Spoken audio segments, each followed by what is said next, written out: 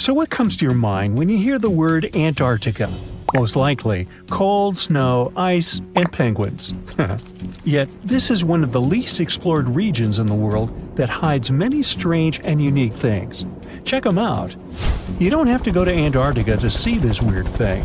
All you need to do is open Google Earth and move to one of the southernmost islands of Antarctica, King George Island. Recently, internet users have noticed a large and pretty strange cave entrance there. Where does this wide, dark passage lead? People started making suggestions. It's the entrance to a secret base or some laboratory. This is the part of the spaceship that crashed there thousands of years ago. This is the door to the ancient city of Antarctica. Perhaps there's a giant rock mountain with an ancient cave beneath all this snow and ice. Well, there's some ideas. Users have calculated the approximate dimensions of this cave. It might be about 74 feet high and 250 feet wide. You could hide a Boeing passenger jet in there. Nature probably created this entrance. This is a logical explanation, but there are two strange factors. First, take a look at the foot of the mountain. It seems that there are steps there. They're dark in color, as if they're made of stone. And if you look closely, you can notice something similar to human footprints. Has anyone entered this cave? Or maybe someone is still living there now. The second oddity is the disappearance of the mysterious finding. For the first time, people noticed it in a Google Maps snap in 2007. Then the entrance disappeared. Then it reappeared a few years later. After that, it vanished. And in 2022, people saw it again. Perhaps old snow melts, a new layer falls, and then the wind blows it away and the cycle repeats. But the alleged steps leading deep into the cave make one doubt the natural origin of this tunnel. You can easily find the coordinates on the internet and visit the cave via Google Earth. You might see something there and tell the world. There's another strange thing people discovered with the help of Google Earth. In 2020, one user found a strange object that looked like a giant ship 100 miles off the coast of Antarctica. It was covered with ice and snow and lying on its side. It looked like a cruise ship. You could notice the windows, the deck, and the bridge. But not all people agreed with this. Some claimed it was a spaceship. Others said it was some kind of secret building. The user who first noticed the ship stated that its size was about 400 feet, which is the perfect length for a passenger vessel. But what is this ship doing in such a remote place in the middle of a glacier? How did it get here? Who was its captain? No one has found the answers to these questions yet. In 2016, people using Google Earth discovered a photo of an unknown sea monster floating off the coast of Antarctica. This creature resembled a giant squid with a length of about 200 feet. This is slightly shorter than 3 train cars.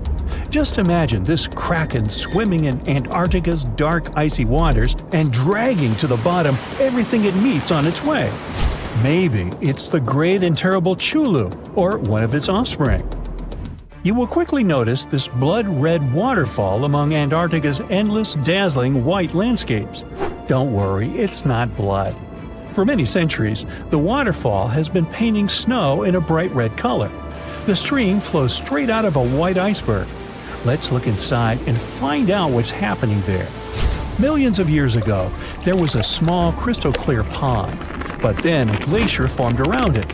A thick layer of ice and snow blocked sunlight, heat, and oxygen access. For millennia, the reservoir remained in this cold vacuum. But at one point, the water made a hole in the icy wall and broke out. When this salty water comes into contact with oxygen, it immediately turns scarlet or rusty. Antarctica is the only place where you can find such a unique natural phenomenon. One of the driest places on Earth is located in Antarctica. It's one of the most lifeless deserts in the world, the McMurdo Dry Valleys. In this desert, you won't see the scorching sun, hot sand, and cacti. A desert means a place with a lack of precipitation and life. The McMurdo Dry Valleys meet these parameters. But this place is also unique for Antarctica, since you won't find glaciers there. Despite the frost, ice can't form in the desert because it hasn't rained for millions of years there. It also never snows. A strong wind coming from the mountains reaches speeds up to 200 miles per hour.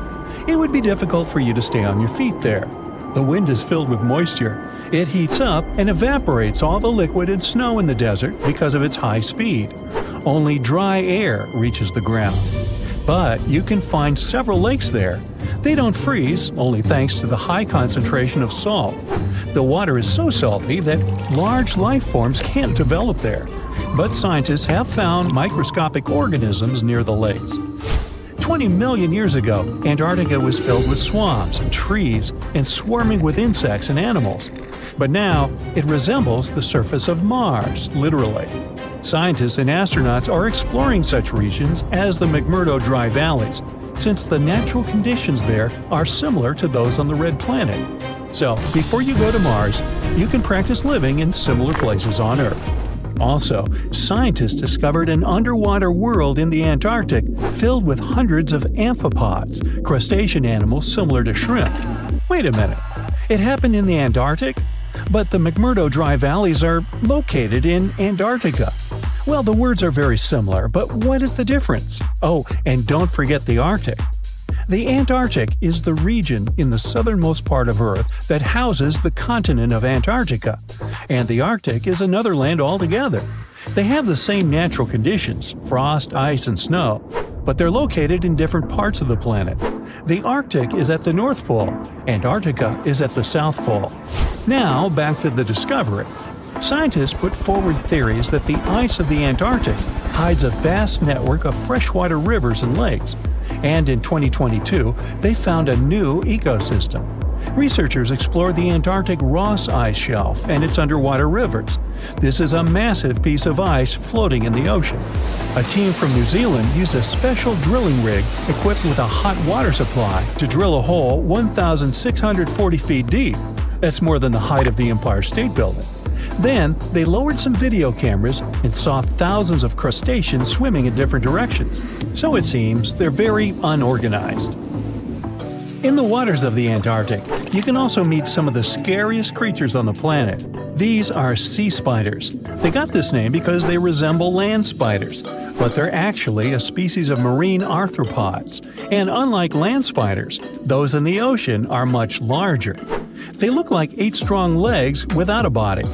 One such spider can be a dinner plate in width. Some of them have no eyes and have proboscises instead of jaws. Sea spiders are poorly studied because they live in deep, cold waters.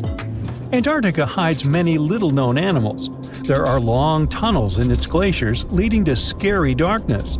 On this cold continent, people have found the remains of giant dinosaurs and other ancient creatures, such as the ancestors of modern ducks. Many underground rivers and lakes hide unexplored wildlife.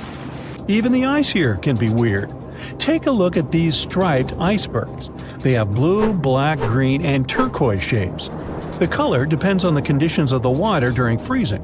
For example, green lines appear because of algae, blue ones form when the water freezes too quickly. Okay, I'm freezing. Time to go thaw somewhere warmer. Hawaii. Yeah. Discovering hidden places on our planet is extremely exciting. Today, I'm taking you on a trip that you aren't going to forget anytime soon. But suit up, this is about to get very cold. You hop on a plane and land on the ice-covered island of Greenland. An unbelievable view of the Aurora Borealis, aka the Northern Lights, is greeting you. You can't believe your eyes. Your guide tells you how rare this phenomenon is. Usually, people spend days trying to hunt it down.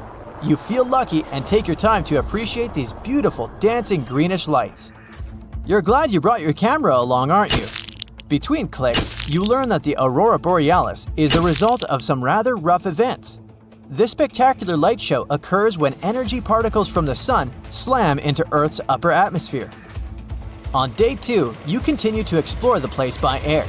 This may not come as a surprise, but Greenland is one of the world's largest islands. This time, on board a helicopter, you can see the infinite icy landscape. In case you're curious, you're now flying over 656,000 square miles of thick ice. Oh, what's that down there? It looks like a family of polar bears. You don't want to get too close, of course. The conditions in Greenland might be too tough for people to live there, but some animal species do very well in this land of ice. Those are reindeer, wolves, and Arctic foxes. On your way to Greenland, you probably made a pit stop in Copenhagen. Denmark is one of the few countries that have commercial flights to Greenland. You didn't know this before, but you find out that the island is actually part of the Kingdom of Denmark. On a map, it's right between the Arctic and Atlantic Oceans. You're lucky to have a local pilot that tells you about the secrets hidden in this scenery. Under this 2-mile thick white surface, there's an entirely different world. A world filled with canyons, meteor-carved craters, and millennia-old plant fossils. You are beyond excited to go visit one of these spots, but of course, you'll have to use your imagination, as all of it is hidden under ice. Believe it or not, nearly 80% of the island's surface is covered with it.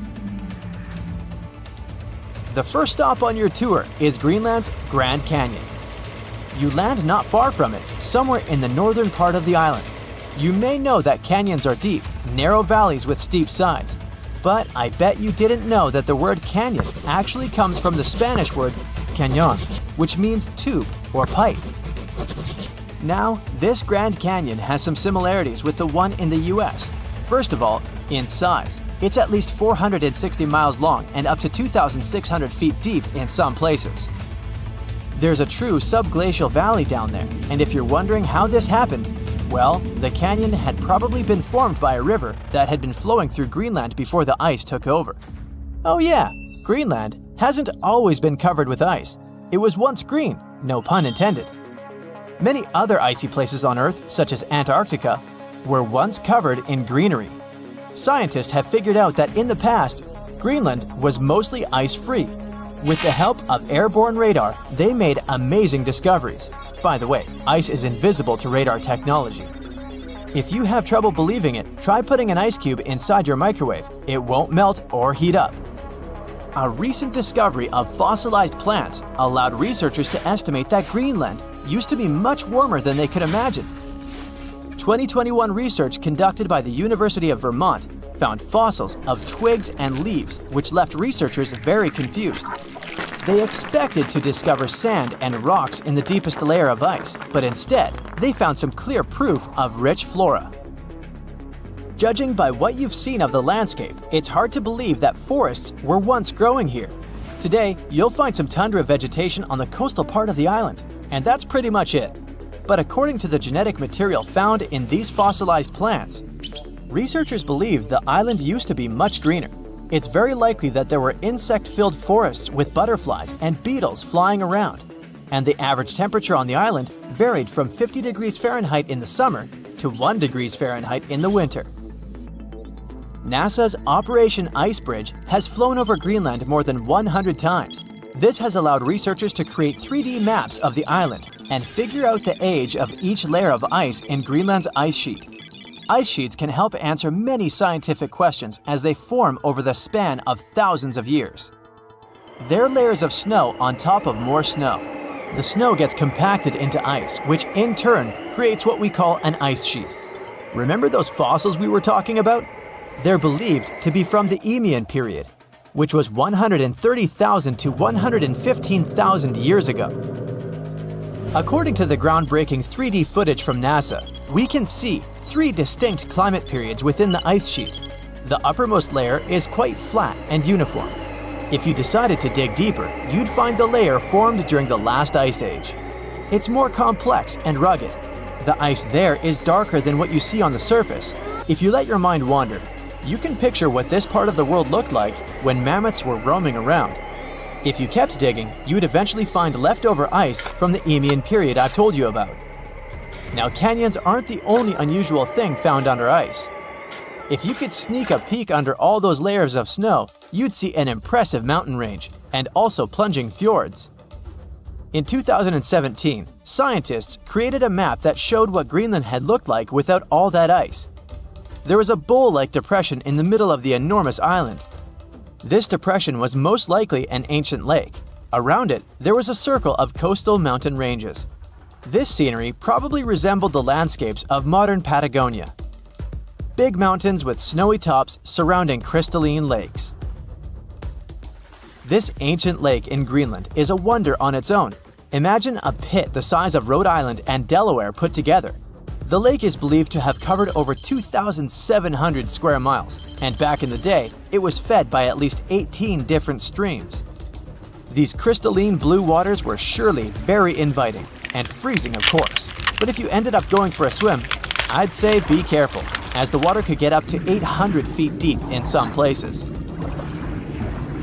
On day 3 of your adventure, you discover a true under-ice water park. While you're wandering around the ice-covered island, your guide tells you to be mindful of the cracks in the surface. These cracks are responsible for the modern-day aqua lounge going on down there. Meltwater and rainwater flow down the cracks in the ice all the way down to the riverbeds. This forms a landscape of jewel-like lakes and streams filled with crystalline water. Researchers estimate that about 60 small under-ice lakes exist there. And yes, they're actual lakes. Perhaps one of the most impressive hidden features on this island is a meteor crater. Under the Hiawatha Glacier, you can find a 19-mile-wide impact crater, big enough to swallow the city of Washington. Apparently, a mile-wide iron asteroid struck Earth's atmosphere within the past 100,000 years and chose Greenland as its landing point. If anyone had been around to see it, they'd have witnessed a real show, a white glowing fireball cutting through the sky.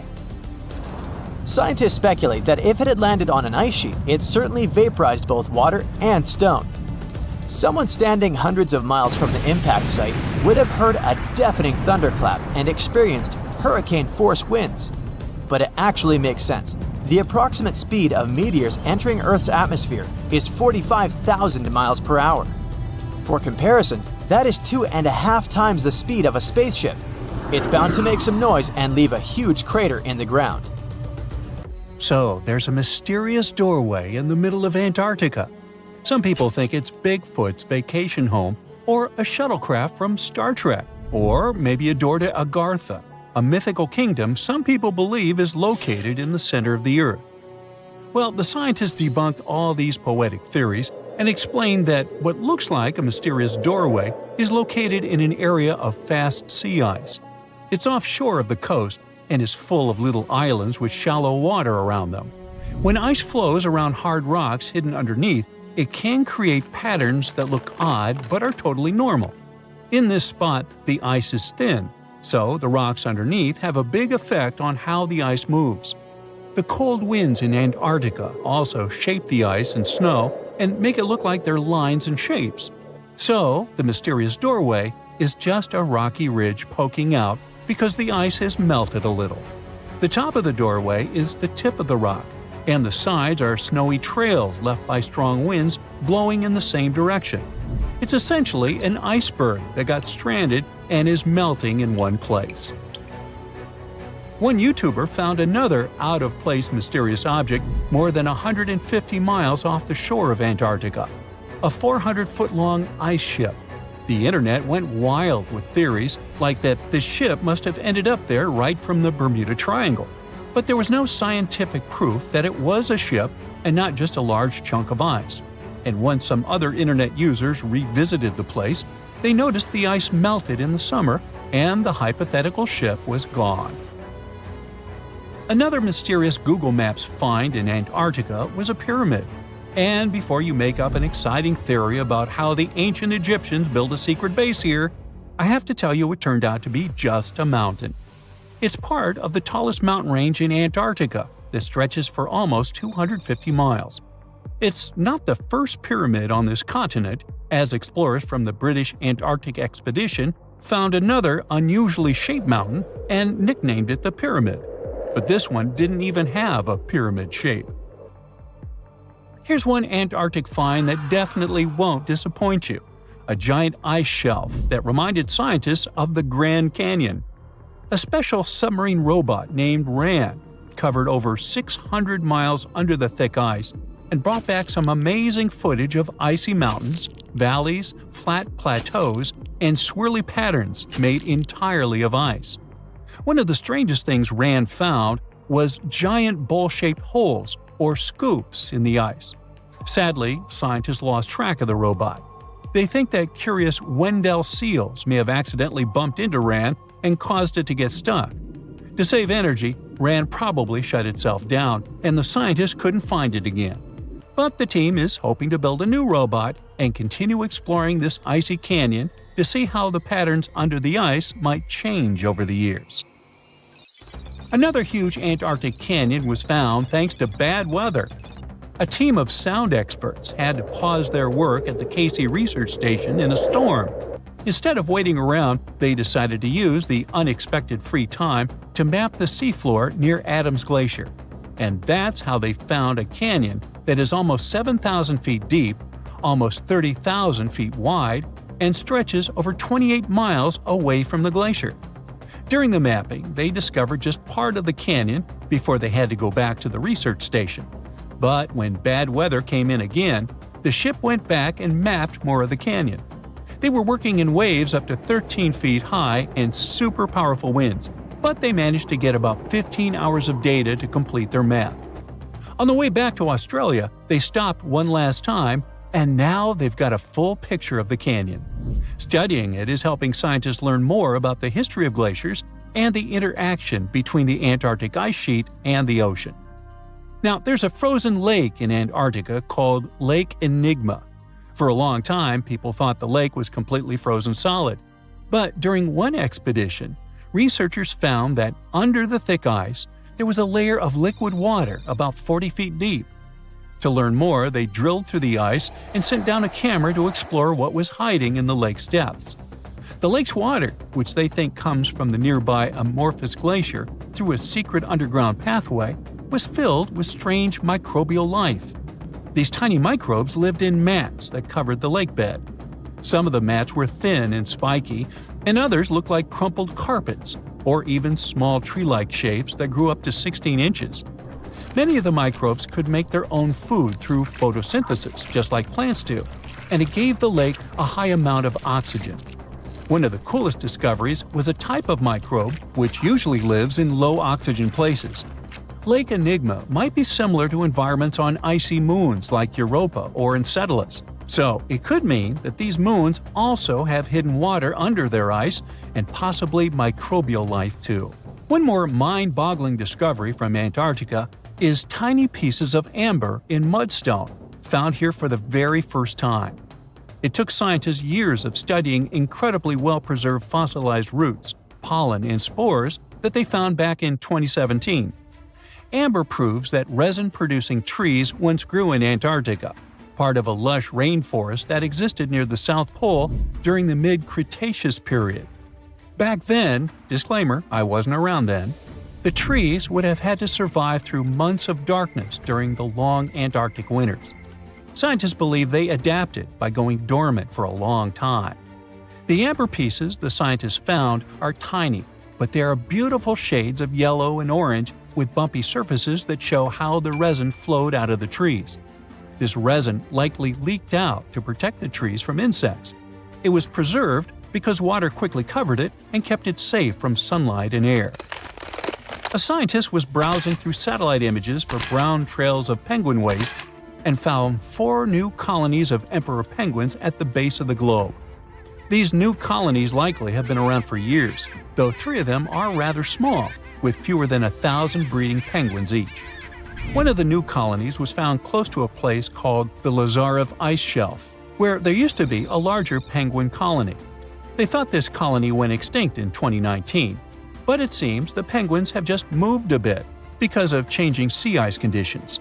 So studying them can help us learn more about how emperor penguins adapt to changes in the environment.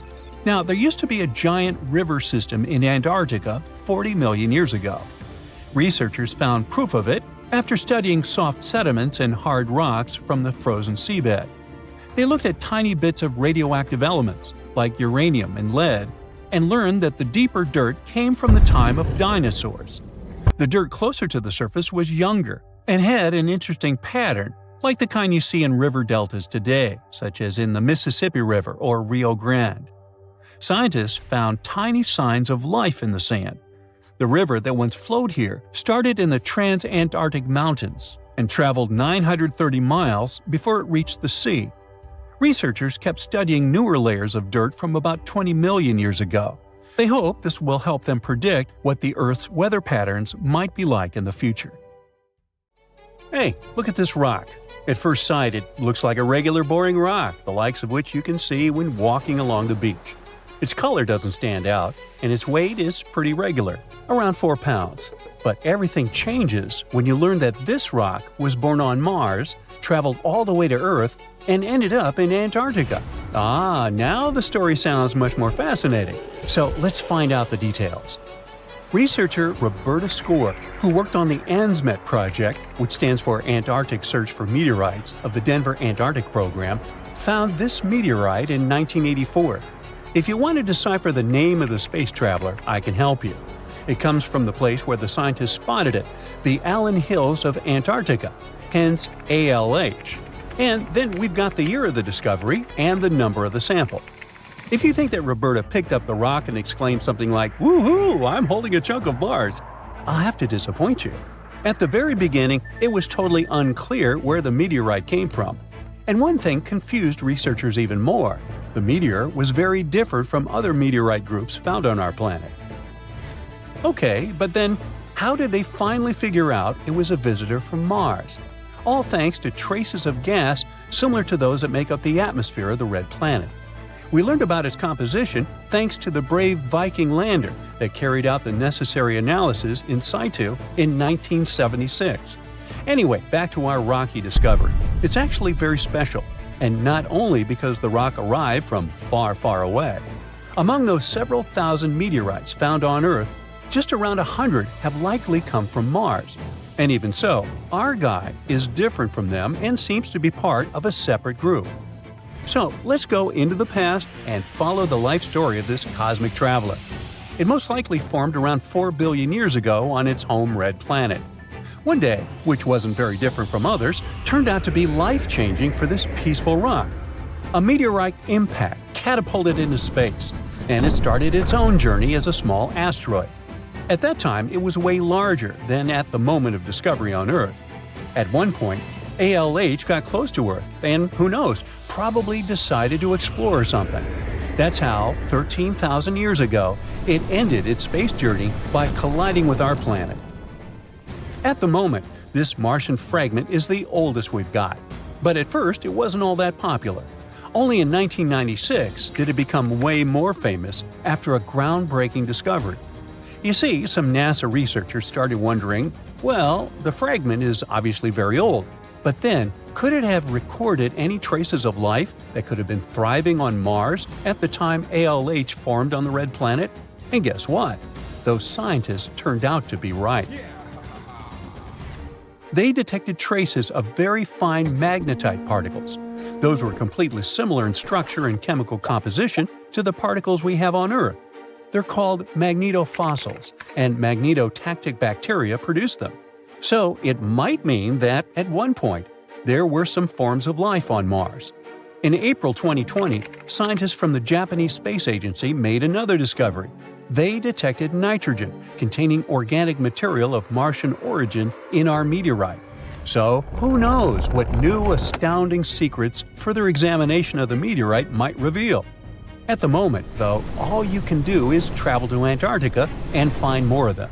The thing is, this place is great for meteorite hunting. Surprisingly, we have found nearly 50,000 meteorites in Antarctica, and hundreds of thousands are still waiting to be discovered. Each of these space rocks can tell us a story of the evolution of the solar system. For example, the very first lunar rock found on the icy deserted continent proved that chunks of space objects larger than asteroids can also end up on Earth. So, let's say you got inspired and decided to go meteorite hunting all the way to Antarctica. Well, get ready for some serious challenges. Despite their potential abundance, finding space rocks isn't as easy as it might seem. You'll have to visit remote areas, and there's still no guarantee that you'll be able to spot a meteorite. And that's actually a huge problem. Meteorites are vanishing from sight. Currently, scientists find about 1,000 meteorites in Antarctica each year. But according to a new study, about 5,000 more get hidden out of sight every year. The culprit is warming temperatures. Worried scientists created a model that could help them figure out where those meteorites might surface. This model was quite complicated, taking into consideration snow cover, surface temperature, the speed at which ice flows, and even the steepness of the terrain. After that, they ran simulations under various warming scenarios. It turned out that meteorites indeed sank out of sight as temperatures rose. To say that the researchers were upset is obvious. They didn't expect that climate change would affect their work so much. Even though those areas are below freezing, people still managed to ruin a crucial archive of the solar system. But let's get back to your meteorite hunt. If you want your chances to find one to be higher, travel to the base of mountains or outcrops where ice, which usually flows to the lower ground, is forced to move upward. But make sure to take your windbreaker with you. In those places, powerful winds brush away snow, exposing bright, vivid blue ice. Instead of melting, this ancient ice can change directly into water vapor, and it helps expose meteorites that would otherwise remain hidden. You need to hurry though. Meteorites at the surface disappear quickly. Even when temperatures are well below freezing, the rocks can still absorb some of the sun's heat and melt the ice. It's like they're creating underground, or shall I say under ice, tunnels for themselves, sinking and hiding from sight. Sometime later, refreezing closes the entrance to those tunnels, effectively trapping meteorites inside, tucked out of sight. Now, scientists admit it's very tricky to find working methods to spot meteorites. And if we don't hurry and develop such methods, we might lose between 80,000 and 250,000 space rocks in total. No wonder scientists are on a mission to find more meteorites. They're focusing on meteorite stranding zones. Those are places where meteorites often gather on the surface because of specific features of geology, ice flow, and climate conditions. As you already know, you can find meteorites on blue ice without snow cover. This makes meteorites easy to spot. But finding such hotspots is often pure luck. Or you gotta sit day and night, scouring maps and satellite images in attempts to spot blue ice zones near research stations. Let me introduce Veronica Tolinov, a glaciologist, and her team. They've taken things to the next level by developing a smart Antarctic-wide map. To do it, they've used machine learning and satellite data from NASA, the Canadian Space Agency, and others. This map highlights areas where meteorites might be hiding based on past finds and all kinds of climate and ice data. Apparently, the best places to find meteorites are along the edges of the continent and near mountains with blue ice. Unfortunately, it's not just the blue ice that matters. The temperature and speed of the ice flow are also super important. For example, if the ice flows too quickly, meteorites get swept away before they can accumulate. So, if you want to find a meteorite, you have to wait for very precise conditions. The surface temperature has to stay below 16 degrees Fahrenheit almost all the time. Otherwise, meteorites sink. You can start with the Allen Hills region. Yup, that's where our ALH friend was discovered. This area is kind of a meteorite gold mine with more than 1,000 finds. But there are even more promising places, like the Fimbulheimen Mountains, and no one has searched there yet. You might be the first. In any case, with this new map, researchers developed a where-to-go index that ranks the best meteorite hunting spots, making future field trips much more targeted. And with plenty of blue ice regions still unexplored, there are tons of meteorites just waiting to be found.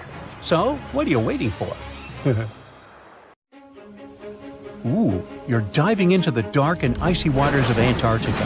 The eerie blue darkness is enveloping you, reminiscent of the vast expanse of open space. In these depths, where you least expect to encounter any living creature, you suddenly hear a loud, strange sound. A quacking noise, as if a giant duck was hidden in the deep. In 1960, researchers first recorded this sound and named it bioduck. Clever. For decades, they tried to unravel the mystery of its source. Was it a giant kraken?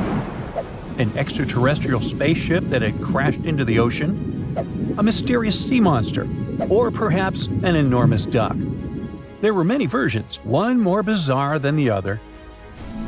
Oceanographers detected similar sounds in other locations as well. off the western coast of Australia and near New Zealand. They recorded similar but higher pitch signals, which they named bio-goose. It seems the creepy atmosphere of the story disappears with such names. Anyways, these sounds were not isolated incidents. They happened multiple times with consistent intervals. Many initially thought the source must be mechanical, given the regularity of the sounds. However, studying the oceans in the latter half of the 20th century was challenging because of limited technologies. Nevertheless, scientists persisted in collecting data on bioduck and biogoose, driven by their insatiable curiosity. As more data accumulated, so did the theories. But scientists eventually uncovered the mystery. Bioduck turned out to be a form of communication with a biological origin. When researchers analyzed the repeating sounds, they noticed that the signals never overlapped. One source would speak while the others remained silent, suggesting a form of communication. The question remained, which ocean creature possessed such an extraordinary method of communicating through varied frequency sounds? The answer, as many have guessed, is whales. Scientists compared the bioduck sound from Antarctica with the calls of minke whales and found striking similarities. The biogoose sounds from the waters off Australia and New Zealand likely belong to other species or very young minke whales. This discovery, however, only deepened the mystery. What purpose did these sounds serve? Were the whales discussing their dinner plans, laughing at the humans recording their voices, or perhaps sharing deep insights about the universe? The possibilities were endless, but the most astonishing revelation was that humans might one day learn to communicate with these magnificent creatures. Communicating with whales is no longer a far-fetched idea. Scientists from the University of California have already established contact with a humpback whale named Twain. In a groundbreaking experiment, researchers conducted a 20-minute conversation with the marine mammal. Here's how they did it. The specialists went on a marine expedition to the coast of Alaska, where they recorded the sounds of a group of humpback whales. Then they played these sounds through speakers, sending the signals back into the ocean. The recorded sounds resembled a greeting, like, "Hey, what's up?" but in the whale language. These greetings are used by whales to call each other or indicate their location. Now, soon after sending the signals, the researchers received a response. Twain approached the boat, circled it, and replied with a "hey" of its own. This marked the beginning of the first ever human-whale conversation. For 20 minutes, the scientists sent 36 signals to Twain, and each time the whale responded. Moreover, it waited for time intervals before answering. That is, the team received a response from the whale, waited 10 seconds, and turned on the sound again. Researchers then waited 10 seconds and answered. It seems that Twain was a very delicate interlocutor. Maybe it was a gentleman in the whale world, who knows? Or maybe it was simply intrigued by the unusual interaction. The signals used in this communication belonged to a group of whales that included Twain. It's likely that the researchers had recorded Twain's own sounds and used them to communicate with it. In a sense, Twain was conversing with itself. Now let's continue our journey and venture into the deepest oceanic trench on Earth, the Mariana Trench. A quick reminder, the Mariana Trench is a colossal chasm in the ocean floor, stretching over 1,500 miles south of Japan and reaching a depth of nearly 36,000 feet at its deepest point. To put that into perspective, the height of the Burj Khalifa, the world's tallest building, is like 1/10 of the Mariana Trench's depth. Now imagine this.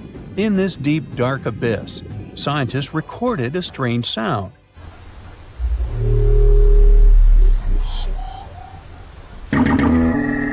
Unlike bioduck, this sound resembled something from a science fiction movie, a low rumble, followed by a metallic ping, reminiscent of the sounds made by spaceships in sci-fi movies. Researchers named this mysterious phenomenon biotwang noises. Scientists first detected this strange sound in 2014 during an acoustic survey of the Mariana Trench, and they quickly identified its source: whales. specifically bride's whales.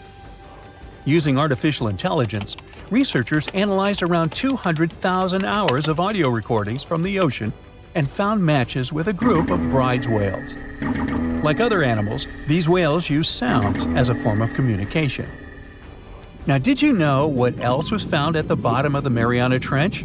A plastic bottle.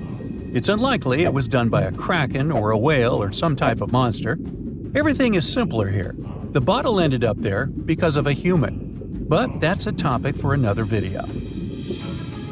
Okay, let's deal with one more sound. No whales this time, just a mysterious sound in the loneliest place on Earth. This place is called Point Nemo, and that's why it's so lonely. Located in the South Pacific Ocean, Point Nemo is the most remote spot from any land. The nearest island is 1,450 nautical miles away.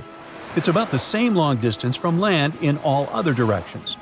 Moreover, here, there's almost no marine life, since few water currents reach this spot, and therefore few nutrients are supplied.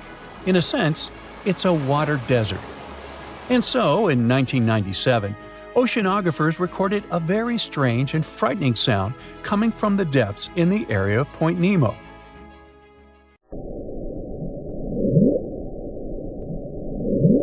It was something gigantic and scary. People called it the bloop. As soon as journalists found out about this phenomenon, people around the world began to invent the most fantastic versions. The most popular of them was that the sound source was a giant sea monster, kraken, or some other creature. The hype around the bloop didn't last very long. Scientists managed to find out the nature of the mysterious noise. It turned out it belonged to an iceberg.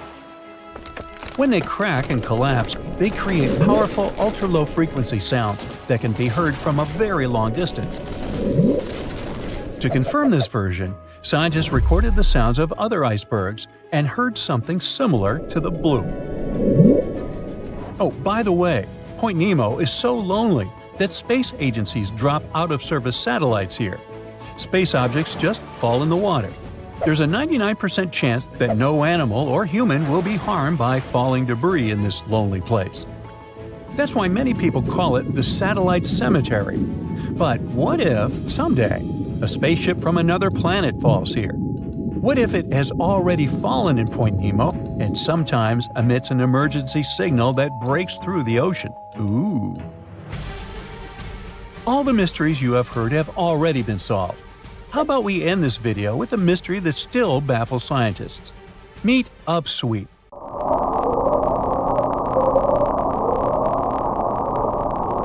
One of the most mysterious sounds ever recorded in the ocean. It's not just noise, it's a series of short ascending tones repeated at intervals of several seconds. It was first discovered in 1991 using hydrophones installed in the Pacific Ocean. At first, oceanographers suggested that upsweep could be associated with volcanic activity or underwater earthquakes. But the seasonal nature of the sound and its intensity change depending on the time of year, which rules out these versions. People began to consider hypotheses related to the biological life of the ocean. They studied the migration routes of marine animals and their behavior at different times of the year.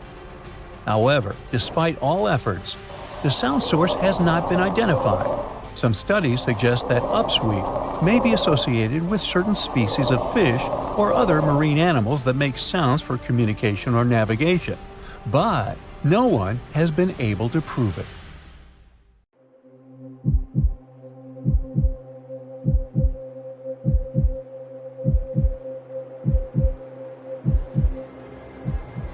Leave it to people wandering on Google Earth to stumble upon the world's newest and weirdest places ever. Like this mysterious pyramid discovered in Antarctica. Soon enough, the internet blew up with all sorts of theories regarding this unusual shape. Could it be a sign from a different life form? Is this pyramid indeed natural, or is it man-made? For starters, it's not the first time we've discovered a pyramid in the Antarctic. The first one was observed by the British Antarctic expedition in the 1910s and kept secret for a long time. Its discovery being kept hidden only added to the mystery. A second such structure was discovered in 2016, which further increased the interest in the matter. The mystery was soon enough deciphered by scientists. These formations are just mountains. They're located near the Ellsworth Mountains, a range over 250 miles long, so they're just mountain peaks that have broken through the ice sheet. As for their particular shape, it's just a coincidence. Pyramids are found throughout nature. The Matterhorn in the Alps and Mount Ballenstinder in Iceland, for example, are quite similar in terms of shape. As for the official name of these peaks, they're called nunataks, or peaks of rock peeking through a glacier or an ice sheet. Antarctica has way more incredible features, like the fact that it's home of 60 to 90% of the world's fresh water. That's because its ice sheet is the biggest on our planet, stretching across 5.4 million square miles. I'll spare you the calculations, but that leaves only 1% of the continent ice-free. Antarctica's ice reaches 2.7 miles thick at its deepest point, meaning half the height of Mount Everest. Should it ever melt completely, our sea levels would rise to roughly 200 feet. It wasn't always this cold, though. At some point in our planet's history, Antarctica had some average temperatures as the city of Melbourne has today. It took a lot of research, but scientists figured out that Antarctica's temperatures could have reached up to 62.6 degrees Fahrenheit. Sure, that was 40 to 50 million years ago, but if you think about it, it was at the same time when dinosaurs roamed our Earth. Time is also different on this icy continent. All the lines of longitude that help us calculate different time zones merge into a single point at the South Pole. Here, there are 6 months of daylight in the summer, followed by 6 months of complete darkness during the colder season. So, scientists working here stay, on average, in the same time zone they've come from.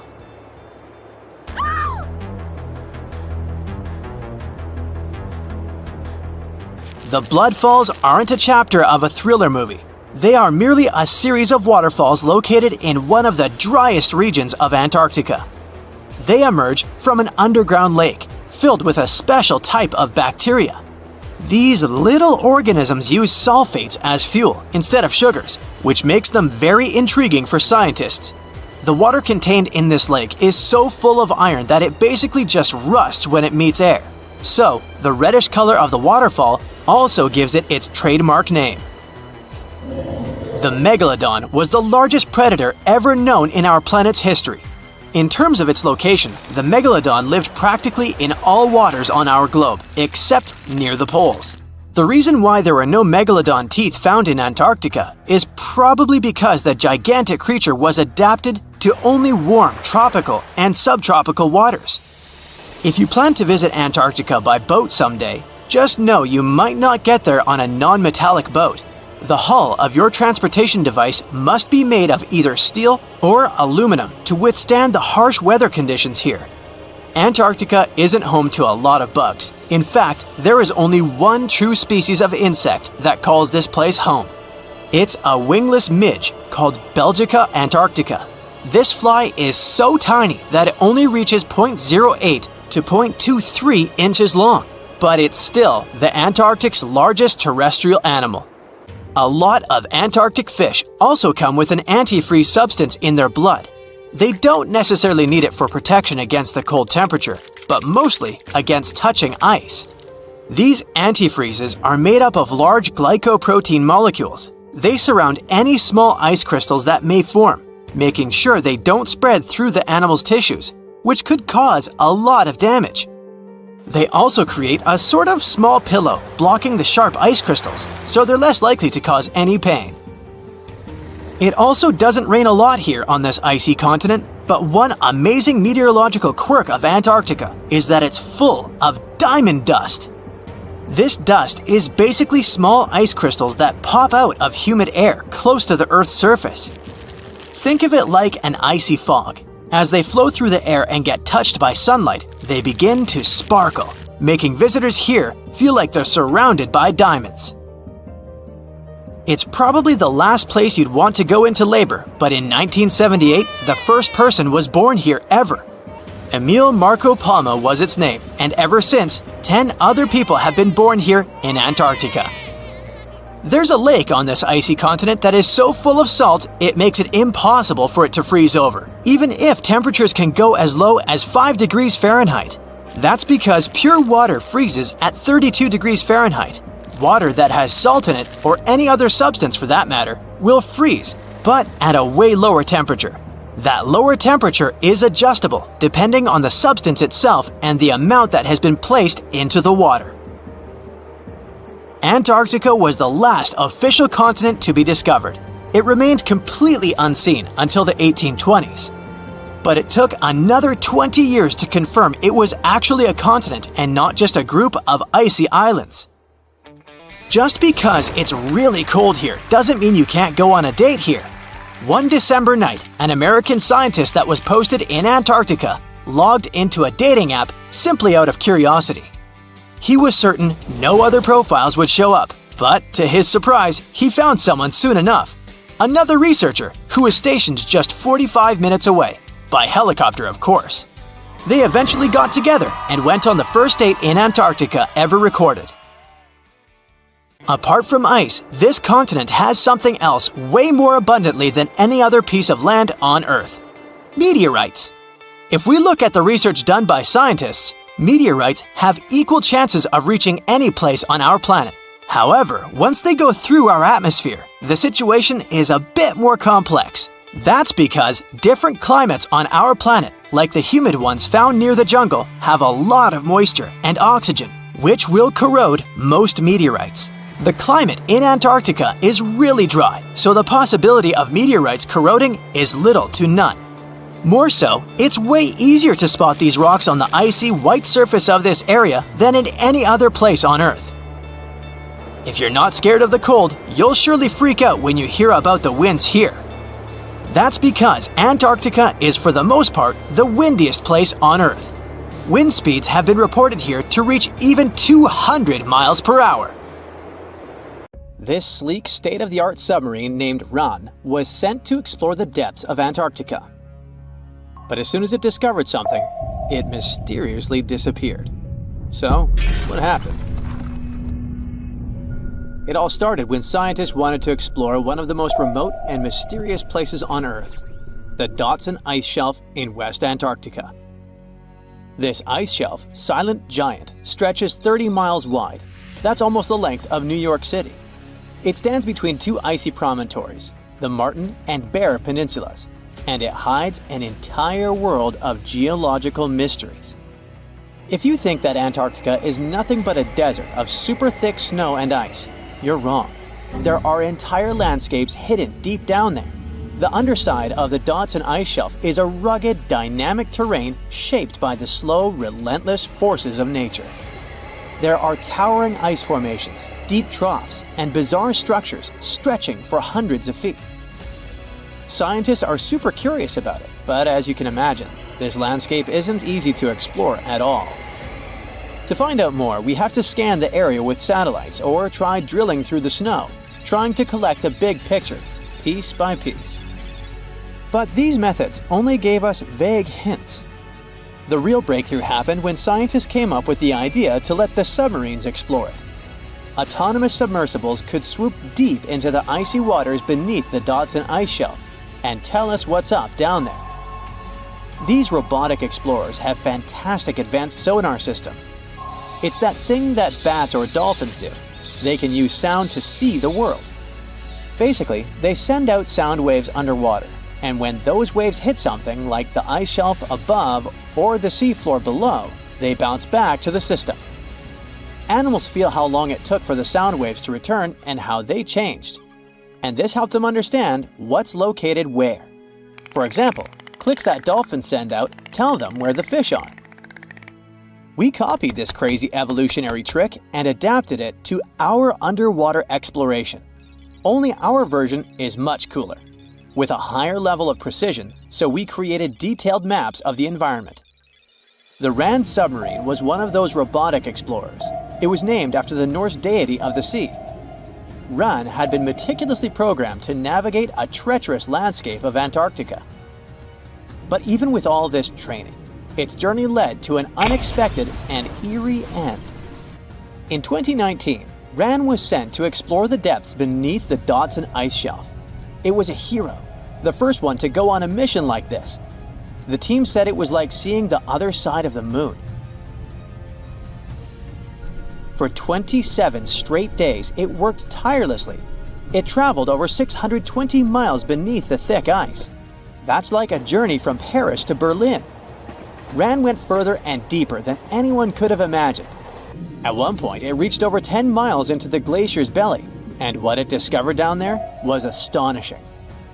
Scientists thought there would be some smooth, uniform ice surfaces, but Ran revealed an underside marked by huge cracks, ridges. There were formations that looked like sand dunes, frozen in time. And finally, it found some mysterious swirling and teardrop-shaped patterns. They all looked more like art than geology. This actually tells the story of ice shelves and the ocean around it. Warm water sneaks in under the ice and melts it from below. Sometimes it smooths the ice out, but other times it carves out these weird, uneven shapes that look like patterns and drawings. And some of these shapes are huge, over 1,300 feet long. That's about 3.5 football fields. The reason why they look like swirling doodles is because the Earth spins. It makes the water turn in special ways, bending the shapes and drawing these spirals. It's called the Coriolis effect. Imagine you were on a merry-go-round and tried to throw something like a ball. It would go in a curve, not a straight line. Same thing happens with the water on Earth. Later, scientists found similar patterns in other Antarctic ice shelves, though they weren't as epic as the ones under Dodson. But Ran also discovered something horrifying. Turns out that these warm waters, aside from being great artists, are also a huge danger.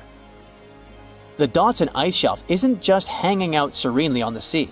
It's part of a very delicate system and acts as a protective barrier that holds back huge glaciers in West Antarctica. The ice shelf is floating on the ocean, but it's still connected to the land. As warm water sneaks underneath it and the ice melts, the Dodson can't hold on to the land as tightly anymore. The protective barrier starts to weaken, and this lets the glaciers behind it move faster into the ocean. When those glaciers flow into the sea, they add more water, which could cause sea levels to rise, eventually changing our coastlines. Ran stumbled upon huge pockets where the ice was melting at alarming rates, all due to powerful underwater currents. It was like seeing a ticking clock on the glacier. The stakes were high, but luckily the submarine was ready. This time, it managed to return. And then, it worked for 5 more years, helping scientists with tons of useful data. The missions were daunting. There could be periods where Ran slipped into the pitch-black cavity beneath the glaciers, spending 24 hours without communication. But it was mapping every peak and every valley.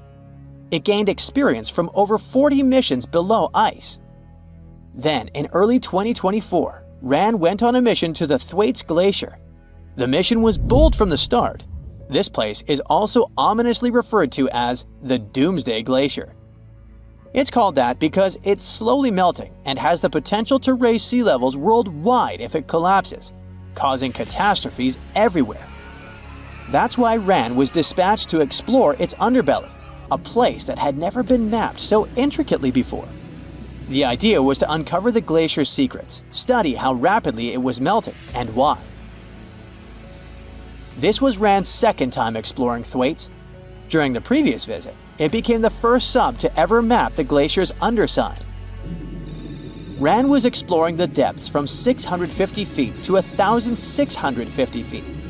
It sent a lot of data about how the Doomsday Glacier was slowly melting due to warm ocean currents. But while venturing into these icy depths, something went wrong. Out of nowhere, Ran vanished. Without warning, without a trace. One moment it was sending back crucial data, and the next, it had slipped into the abyss. No distress signals, no final transmission, and it didn't return to the point it was supposed to. People sent extensive searches, helicopters soared overhead, drones buzzed through the frozen skies, but no sign of the submersible emerged from the glacier's grasp. After a while, Ran's batteries would certainly run away. So at this point, It had definitely been swallowed by the abyss beneath 1,500 feet of ice. That was a huge and sad loss for the scientific team. The scientists at the University of Gothenburg are now looking to replace Ran and continue their important research under Thwaites. To this day, scientists have no idea what happened to it. Some say it may have been trapped in the ice. Others believe it was pulled away by an unseen current. It also might have collided with something unexpected. Whatever the truth is, its disappearance has left scientists stunned, and it looks like the ice shelf will hold on to its secrets a little longer. At least we gained a treasure trove of knowledge from Ran's journey. Scientists keep exploring Antarctica, looking for history that hides under the snow. For example, they discovered that around 90 million years ago, a lush temperate rainforest thrived near the South Pole. They revealed an ancient world far warmer than they ever imagined. Deep in Antarctica, they unearthed fossilized roots, pollen, and spores preserved in the soil. All this shows that there was a swampy rainforest that flourished despite months of polar darkness. All these discoveries changed our understanding of Earth's climate, both in the past and the future. Do you know that NASA explores not only stars, planets, galaxies, or black holes? Hard to believe, but yes. The agency also works on discoveries here on our home planet Earth. So what has NASA recently discovered? Is there life under the ice? While they were analyzing data recently, they discovered something unbelievable hiding under Antarctica's ice. And this discovery not only changes everything we know about the whole water system of the Earth, but it may also help with research about life in space. Humankind's existence might depend on understanding Antarctica and its secrets. So, the recent discoveries reveal vital information about our survival. But before we continue, let's see how much you know about this place, where it's only ice as far as your eyes can see. Antarctica is one of the world's 7 continents in the southern hemisphere. It's the 5th largest continent in terms of total area, and that means it's almost twice the size of Australia. Want to see real meteorites? Go to Antarctica. Due to its dry climate, Antarctica is one of the best places to observe space. But what's even greater is that you can find meteorites on the white surface of the continent. Scientists have already plucked about 45,000 meteorites from the ice, and they think they can see another 300,000. Since there aren't many terrestrial rocks there, it's easy for them to spot them, thanks to their dark color. Antarctica's dry desert environment also helps preserve them, even the ones that fell to Earth more than 1 million years ago.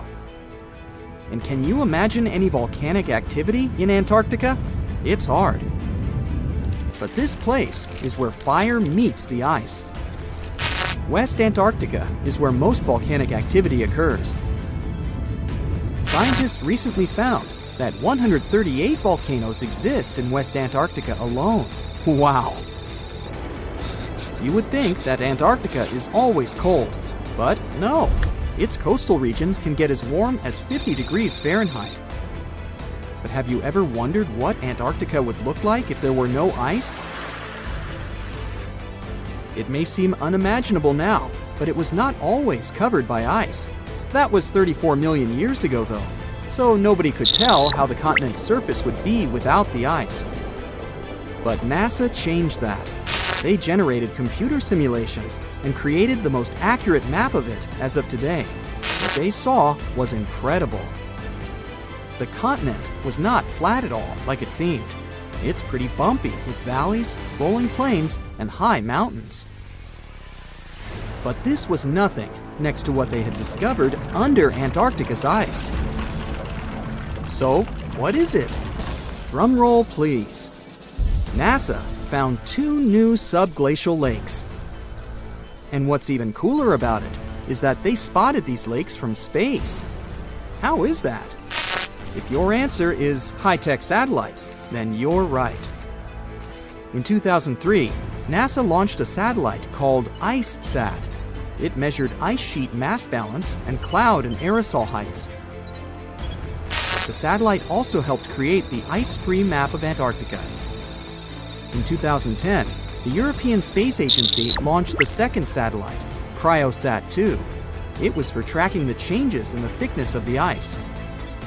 Then, in 2018, NASA launched the third one, IceSat-2, a follow-on to the IceSat spacecraft. It measured ice sheet elevation and sea ice thickness. It was NASA's most advanced Earth-observing laser instrument. It delivered the highest precision data. And when that was combined with the data from the other satellites, it was possible to spot these two new lakes near a pair of larger ones. But how is it possible that these lakes exist in the first place? The average thickness of most Antarctica ice is approximately 1.2 miles. However, it can get over 1.8 miles thick in some places, especially during the winter. So, you might think that there's nothing under there, but science says otherwise. It's not quite possible to see it with your bare eyes, but the continent's ice is slowly but constantly flowing in different directions under the force of its weight. But scientists could not figure out how water moved for many years. That started to change in 2007, when data gathered from the IceSat provided insight into what hides beneath the surface. They first discovered an entire network of meltwater lakes connected under Antarctica's fast-flowing ice streams, and there were hundreds of them. Scripps Institution of Oceanography glaciologist Helen Amanda Fricker figured that the elevation changes measured by IceSat happened because of the dynamics of these lakes. They did not hold meltwater statically. Instead, they were filling and draining continuously over time through a system of waterways. And as they did that, the ice above rose and fell. But where do they drain? The ocean, of course, and it drains a lot. A recent study, co-authored by Fricker, found that the drainage of one lake flushed as much as 198 billion gallons into the ocean in only 3 days. Countless mysteries about how nature works are still waiting to be solved. But finding the two new lakes will give scientists a better picture of how fast the Antarctic ice sheet will change as the climate gets warmer, and how this will affect global ocean currents and sea level rise. The filling and draining cycle of the lakes also cause the ice sheet to suffer cracks and crevices. So, the information they find from these new lakes will also give them a better understanding of the damage on the surface of the ice.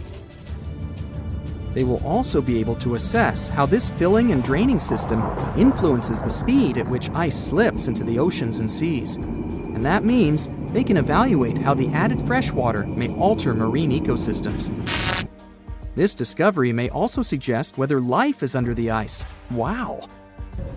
Scientists drilled through about 3,504 feet of ice and found that water samples taken from one of the lakes contained approximately 10,000 bacterial cells per milliliter. Such a high number of bacterial life is a good sign, because that means the icy waters might also support higher life forms, such as microanimals, and one of these new lakes might even be their home. But the most exciting thing is that the new lakes might help them understand whether life on other planets is possible. Scientists believe any life below the frozen surface of the planet Mars might follow the patterns seen in Antarctica's lakes. So, there is a possibility that they might find critical new information on the type of life that may have existed on the red planet. You wouldn't want to be there during the winter, though. The lowest temperature on Earth you can experience is negative 128 degrees Fahrenheit. In 2010, there was an even lower temperature of negative 135 degrees Fahrenheit. And you may feel this cold much worse due to the strong and dry winds. Did you know that the size of the ice surface on Antarctica also changes throughout the year?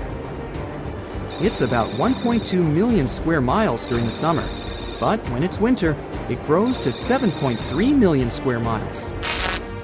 Yet, despite the change, it remains the largest piece of ice on Earth. Sorry, Arctic, you lose. Do you know these cute little penguins?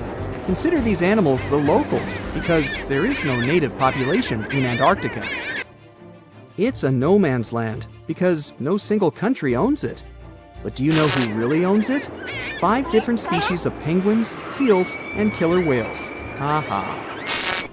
Despite the continent's harsh conditions, You can visit it as a tourist for fishing and research purposes.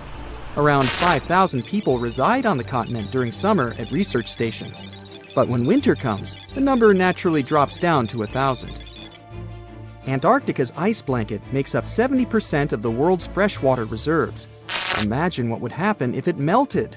The global sea levels would be raised by almost 200 feet. We've all dreamed of visiting the Arctic and witnessing the natural wonders of polar bears frolicking on ice floes or the aurora borealis dancing across the sky. Well, sorry to break it to you, but you won't find any tourists flocking to Antarctica anytime soon. Why, you may ask? Let's dive into it. First off, where is Antarctica? It's located in the southern hemisphere, specifically at the South Pole. The Southern Ocean surrounds it, and most of the continent is covered by ice, making it one of the most remote and frigid places on Earth. Now, have you ever met someone who's visited Antarctica? Probably not. It's one of the least visited places on the planet, and only a handful of lucky explorers have seen its interior, which is mostly made up of glaciers and ice fields. But trust me when I say the wildlife and scenery are out of this world. Why shouldn't you travel to Antarctica? Well, for starters, the environment is incredibly fragile and can be easily damaged. Plus, there are no native human populations on the continent, so your travels would essentially be like visiting an uninhabited island. And let's not forget that it's also one of the most expensive destinations to travel to. Despite all that, Antarctica is not exactly guarded like a fortress, but there is an international agreement called the Antarctic Treaty. This treaty was negotiated to prevent any unwanted activity on the continent and bans some forms of testing done there by member states. But the primary reason we can't just waltz into Antarctica is that it has a delicate ecosystem that needs protection. The treaty states that Antarctica should be used for peaceful purposes only and should be free from any human activity that could harm the environment. Scientists are still learning about the continent's unique ecosystem, and our activity and machines could disrupt the delicate balance that exists there. If you're still itching to go to Antarctica, getting permission isn't exactly a walk in the park. U.S. citizens, for example, need to complete a special form and send it to the Office of Ocean and Polar Affairs. And once you're there, you'll need to follow some strict guidelines to protect the environment, like not disturbing any wildlife or taking souvenirs like rocks, plants, or animals. Now, technically, can you live in Antarctica?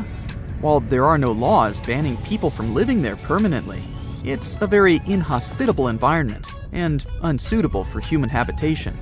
Temperatures can reach -76 degrees Fahrenheit and below, making it nearly impossible for anyone to survive without the proper equipment and experience. Plus, the nearest piece of land is over 1,000 miles away, making any inhabitants completely cut off from the rest of the world. Who knows? Maybe one day we'll get the chance to visit this unique and fascinating continent. But until then, let's admire it from afar. Let's now talk a bit about the discovery of Antarctica. Unlike other places that were already inhabited, Antarctica never had a native human population. Ancient Greek philosophers had an idea about the continent and called it Antarctos, meaning opposite the bear. The bears it refers to are not the polar ones though, but rather the Great and Little Bear constellations, which are only observable in the northern hemisphere. As a result, the term signifies the opposite of the land of the bear. Whaling and sealing voyages in the late 1700s and early 1800s would venture further south when rounding Cape Horn at the tip of South America. It was known that going further south often meant stronger winds, but also the risk of hitting floating ice of all sizes and of winds and seas that could prove dangerous to the ship and crew. Captain James Cook was the first to cross the Antarctic Circle on January 17, 1773, in the Ross Sea region. He reached a point further north a year later, and though he didn't sight land, he came to within 50 miles and saw deposits of rock held in icebergs, indicating that a more southerly land existed. The first sighting of Antarctica is widely acknowledged to have taken place in January of 1820, during the voyage of 2 ships under the command of Captain Fabian Gottlieb von Bellingshausen, as part of a 2-year exploratory expedition around the world to discover new lands. The captain's ships were the first to have crossed the Antarctic Circle since Cook. The first undisputed landing on Antarctica didn't happen until much later, on January 24, 1895, at Cape Adare during the whaling voyage of the ship Antarctic, led by Henrik Bull. A small boat with 6 or possibly 7 men on board rowed ashore during calm conditions. You might not believe it, but Antarctica is actually a desert. With all that ice, you'd think it'd be like a winter wonderland with snowball fights and hot cocoa all day long. When we think of deserts, we picture camels and cacti and people struggling to find water. But in Antarctica, it's a whole different story. The struggle isn't to find water, it's to find anything that's not covered in ice. And the average rainfall has been just over 0.4 inches in the past 30 years. That's like a few drops of rain compared to what we're used to. So technically, it's not the dunes or sizzling heat that makes a desert, well, a desert. It's the lack of precipitation. But don't worry, if you ever find yourself lost in Antarctica, you won't have to worry about getting thirsty. Just make sure you bring a jacket and some mittens, because it's cold enough to make you into a popsicle. Not only is Antarctica one of the driest places on Earth, but it's also the coldest, the windiest, and the highest. Talk about overachieving. The penguins and scientists down in Antarctica have at times found themselves in a bit of a pickle when it comes to time. You see, unlike the rest of us on this big blue planet, there is no Antarctica time zone. All the lines of longitude meet at a single point at the South Pole, making it a bit of a head-scratcher when trying to figure out what time it is. Now, you might be thinking, but how do the scientists and researchers keep track of time down there? Good question. They typically stick to the time zone of the country they departed from. However, with stations from all over the world on the Antarctic Peninsula, things can get a little wacky. Imagine trying to coordinate with your neighboring countries without accidentally waking them up in the middle of the night. You might think that not much could survive in a place where the temperature is extremely cold, the sun barely shows up, and the wind could blow you away faster than a tumbleweed. Well, as in many places on Earth, life found a way in Antarctica too. Believe it or not, this frozen continent is buzzing with activity. It's home to billions of krill, which in turn attract lots of seals and more penguins than you can shake a fish at. But don't let their cute and cuddly appearance fool you. Penguins are the ultimate swimmers, with streamlined bodies that would make Olympic medal winners jealous. They come ashore to breed and chill, but their real talent is stealing pebbles from each other and forming mathematically precise huddles to stay warm. Antarctica is also home to the largest species of penguin on Earth. It's called the emperor penguin. Sure, these creatures are flightless birds, but that doesn't mean they can't jump. In fact, some of them can leap up to 120 inches. And let's not forget about the seals. With their furry bodies and special songs, these marine mammals are protected by the Antarctic Treaty, and they're thriving in the cool waters of the Southern Ocean too. But the real stars of the show are the whales. During the Antarctic summer, these huge creatures show up in droves to chow down on the abundant krill. It's indeed like a whale buffet down there. Put on your woolen hats, find the warmest mittens, and go buy the thickest blankets. The next ice age might be just around the corner. And the trigger is much more shocking than anyone might have expected. What's even worse? We have no control over our bitterly cold future. Earth's climate has been on a wild ride for millions of years. It's been warming up, freezing over into ice ages, then heating up again to the more normal temperatures we know today. These cycles, called quaternary ice ages, are part of a much longer pattern of global freezing and thawing.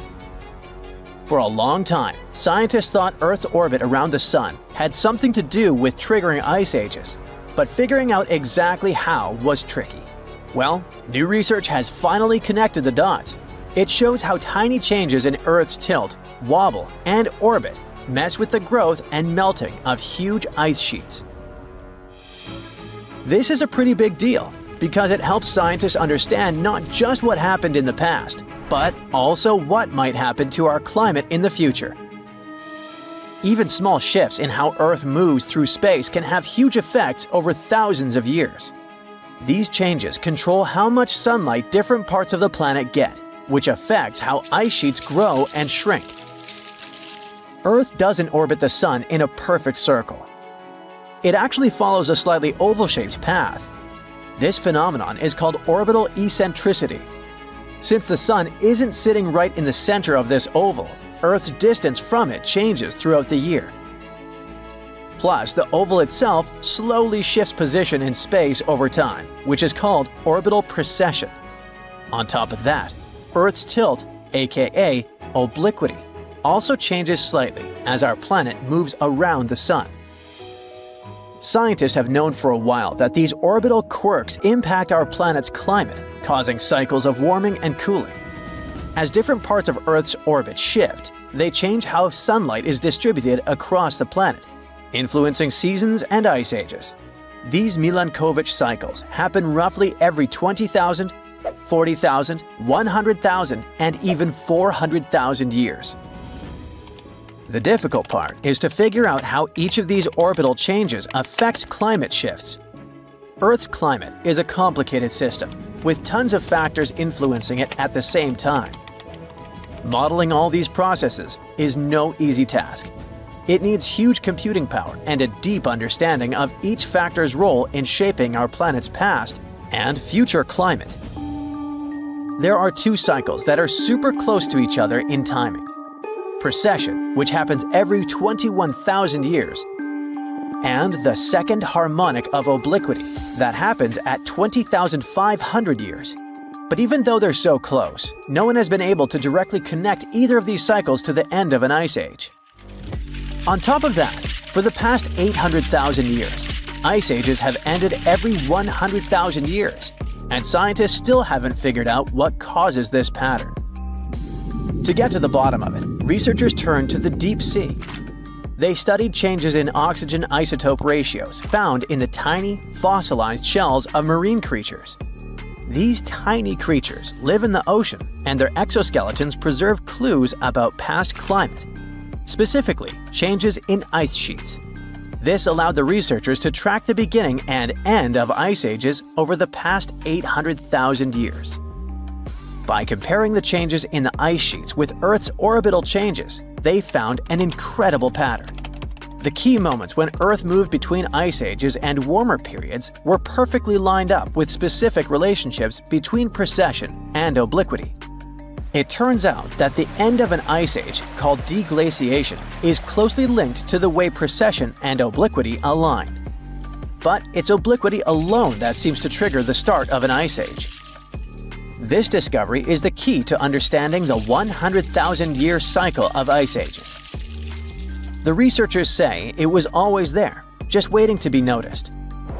Before the discovery, people thought the timing of ice ages was more random. But this new study shows there's a clear, predictable pattern. This means we might actually be able to predict when ice ages will happen in the future. Right now, Earth's tilt is slowly decreasing, and in about 11,000 years, it'll hit its lowest point. Based on the team's calculation, the next ice age is expected to begin before then. At the same time, according to the latest reports, humans have already started pushing Earth's climate off its natural path by releasing greenhouse gases.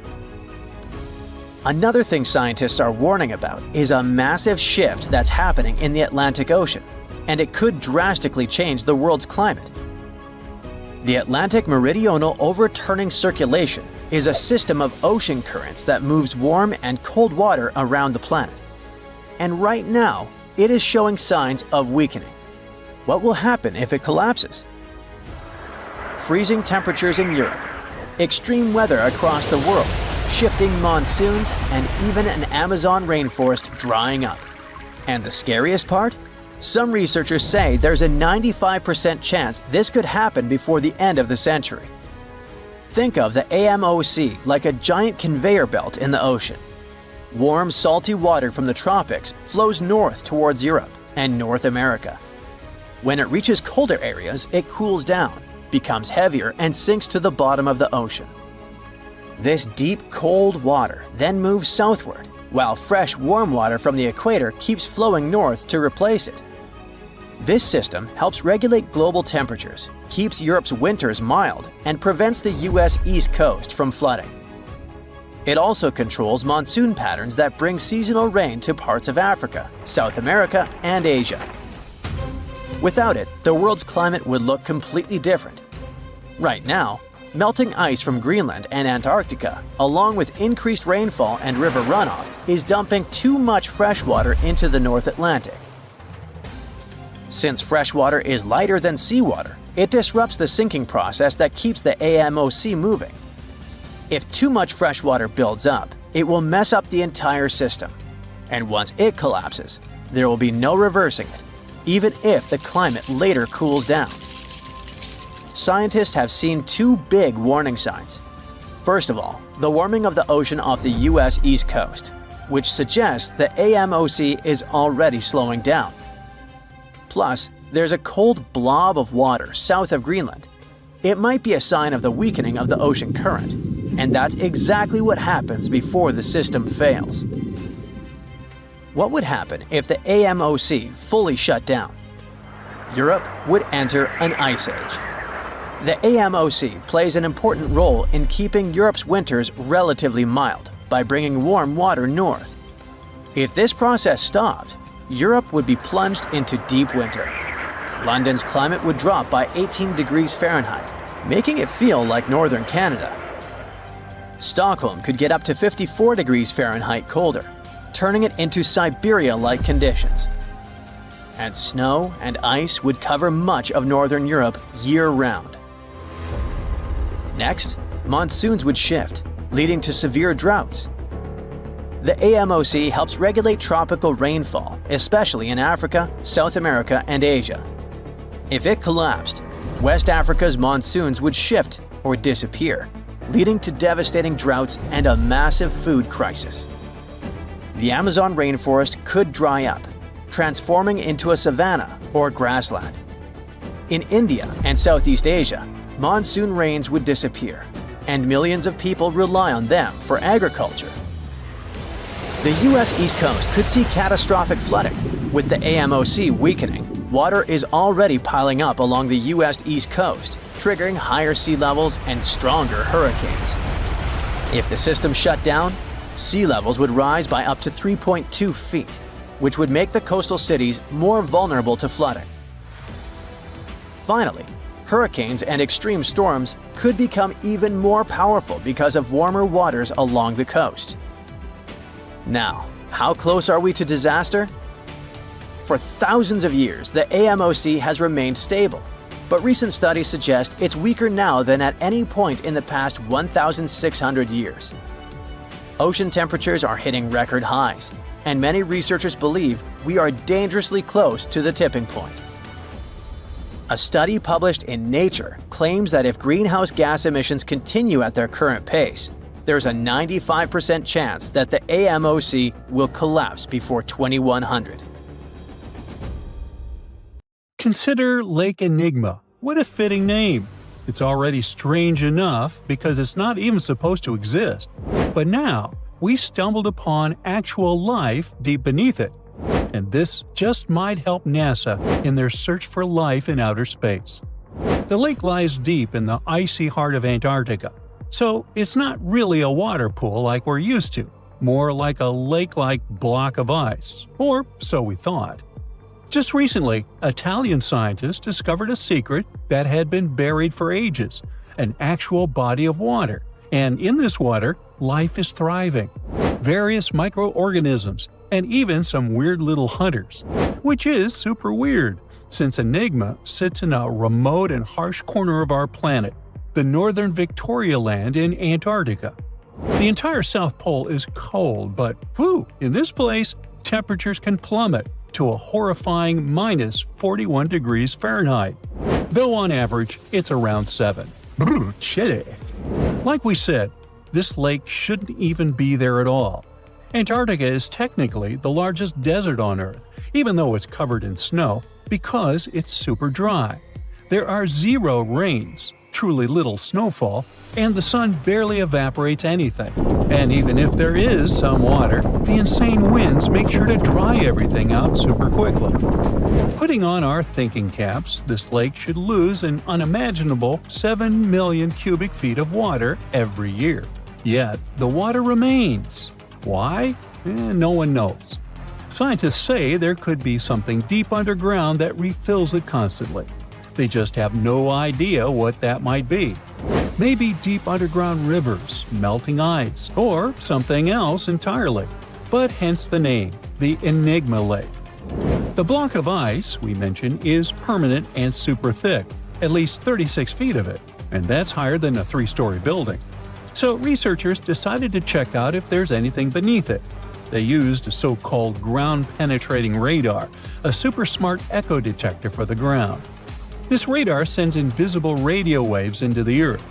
When they hit something underground, like rocks, water, or anything else, they bounce back to the device. By measuring how long it takes for the signal to return and how strong they are, we can determine the distance and what exactly the radar hit. That's how animals like bats, whales, and dolphins can see underwater. And we humans stole this cool nature idea to research buried structures and hidden caves. Scientists used this device all over the Enigma surface.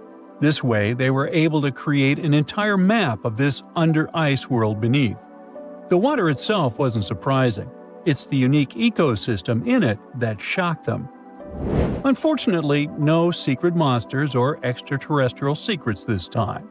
But there are microorganisms there that may not exist anywhere else on Earth.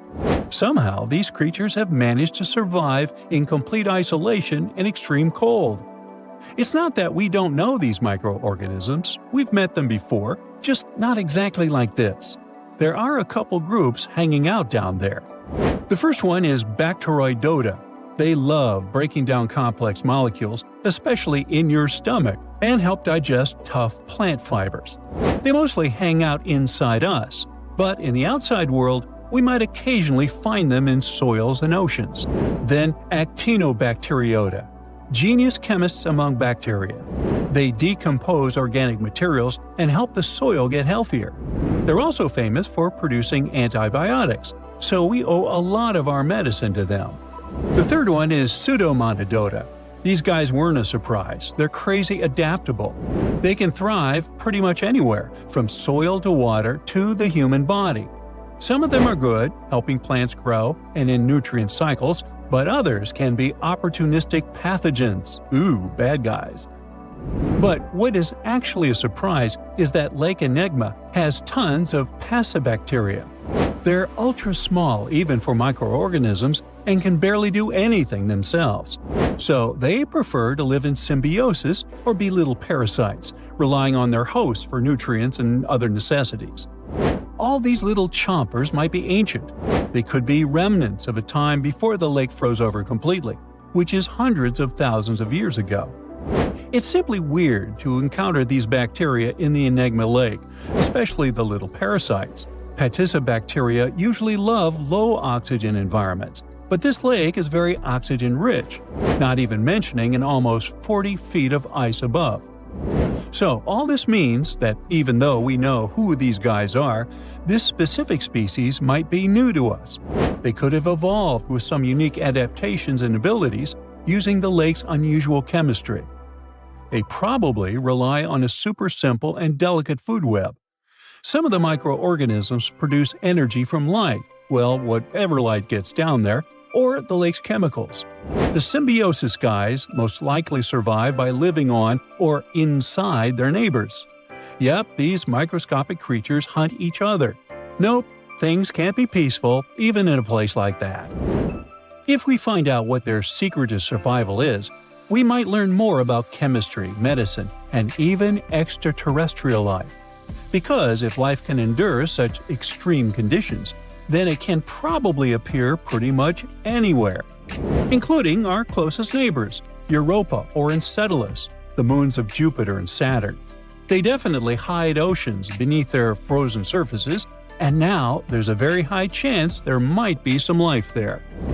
Antarctica must be the closest thing we have to extraterrestrial exploration before we actually land on other planets. It's full of hidden mysteries and surprising creatures. Even outside of Lake Enigma, the South Pole harbors life. Just take the McMurdo Dry Valleys, which are often referred to as Earthly Mars. These are among the most mysterious and extreme places on our planet. They're stretching across Victoria Land in Antarctica, and this is one of the driest places on Earth. Makes sense if you remember the name. Surprisingly, unlike other parts of the South Pole, this land is almost entirely devoid of snow and ice, just lots of super cold ground. There might even be some sand dunes nestled here and there between the rugged mountains. The ground is mostly covered in loose gravel, scattered with ancient rocks made of granite, and something interesting called gneiss, just spelled differently. It's the type of rock that's been through a lot, literally. It's usually born when granite and sedimentary rocks have to endure insane pressure or horrifying heat for a while, a process called metamorphism. These conditions are so intense that they literally rearrange the minerals into layers. That's why gneiss has such beautiful foliated looks. It's the planet's version of baking a layered cake. It's amazing because this place is almost exactly the way it was millions of years ago. These valleys are frozen in time, and they give us a little glimpse into Earth's distant past. And that includes life. Once again, local winds are absolutely terrifying gusts of cold air racing downhill, and they evaporate snow faster than it can even melt. So, logically, you shouldn't find much water here, not even mentioning life. But somehow, you can still stumble across frozen lakes and saline ponds in the dry valleys. And local life stretches all reason and our understanding of biology. It exists inside the rocks themselves. Microorganisms are hidden in slightly moist cracks and crevices. Deep inside, there's endolithic bacteria. These guys are super chill. Instead of moving around like other microorganisms, they always stay put inside their little rocky homes. How do they survive? Through photosynthesis. Just like plants, they take teeny tiny parts of light that gets in crevices and acts like little solar panels, getting energy from the sun. Meanwhile, in another place, beneath the Taylor Glacier, there's bacteria that literally doesn't eat anything. Not comfort, not sunlight, not even oxygen. These guys rely on a diet of dusty rocks and sulfur to fuel their weird metabolisms. By breaking down sulfur and iron, they get energy to sustain themselves. This way, they easily survive in deep seas at sub-freezing temperatures, completely cut off from sunlight, oxygen, and the world itself. This place is fascinating for both its life and the lack of it. In some parts of the valleys, like University Valley, yes, that's what it's called, the permafrost is so harsh that no microbes were found at all. This might be one of the only places on Earth where life appears to be completely absent, a quite scary idea. Anyway, now scientists are thinking about learning more about Lake Enigma and drilling this Mars-like environment. Exactly for that reason, to see how we could get samples from Mars in the future. So, imagine you're 15 and you get bored of playing video games.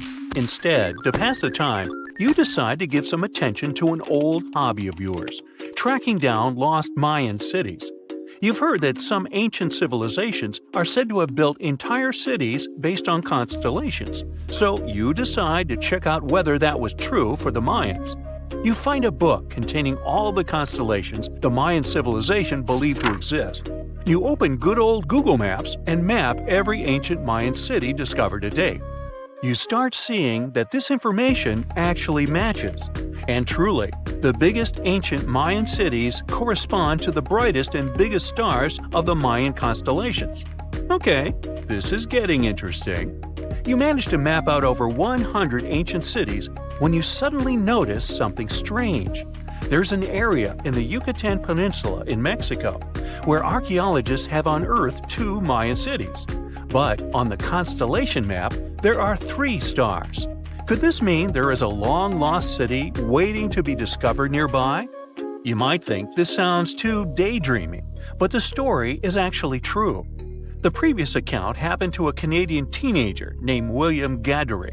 The boy is known as a science genius and had even won an award for the constellation theory we presented just now.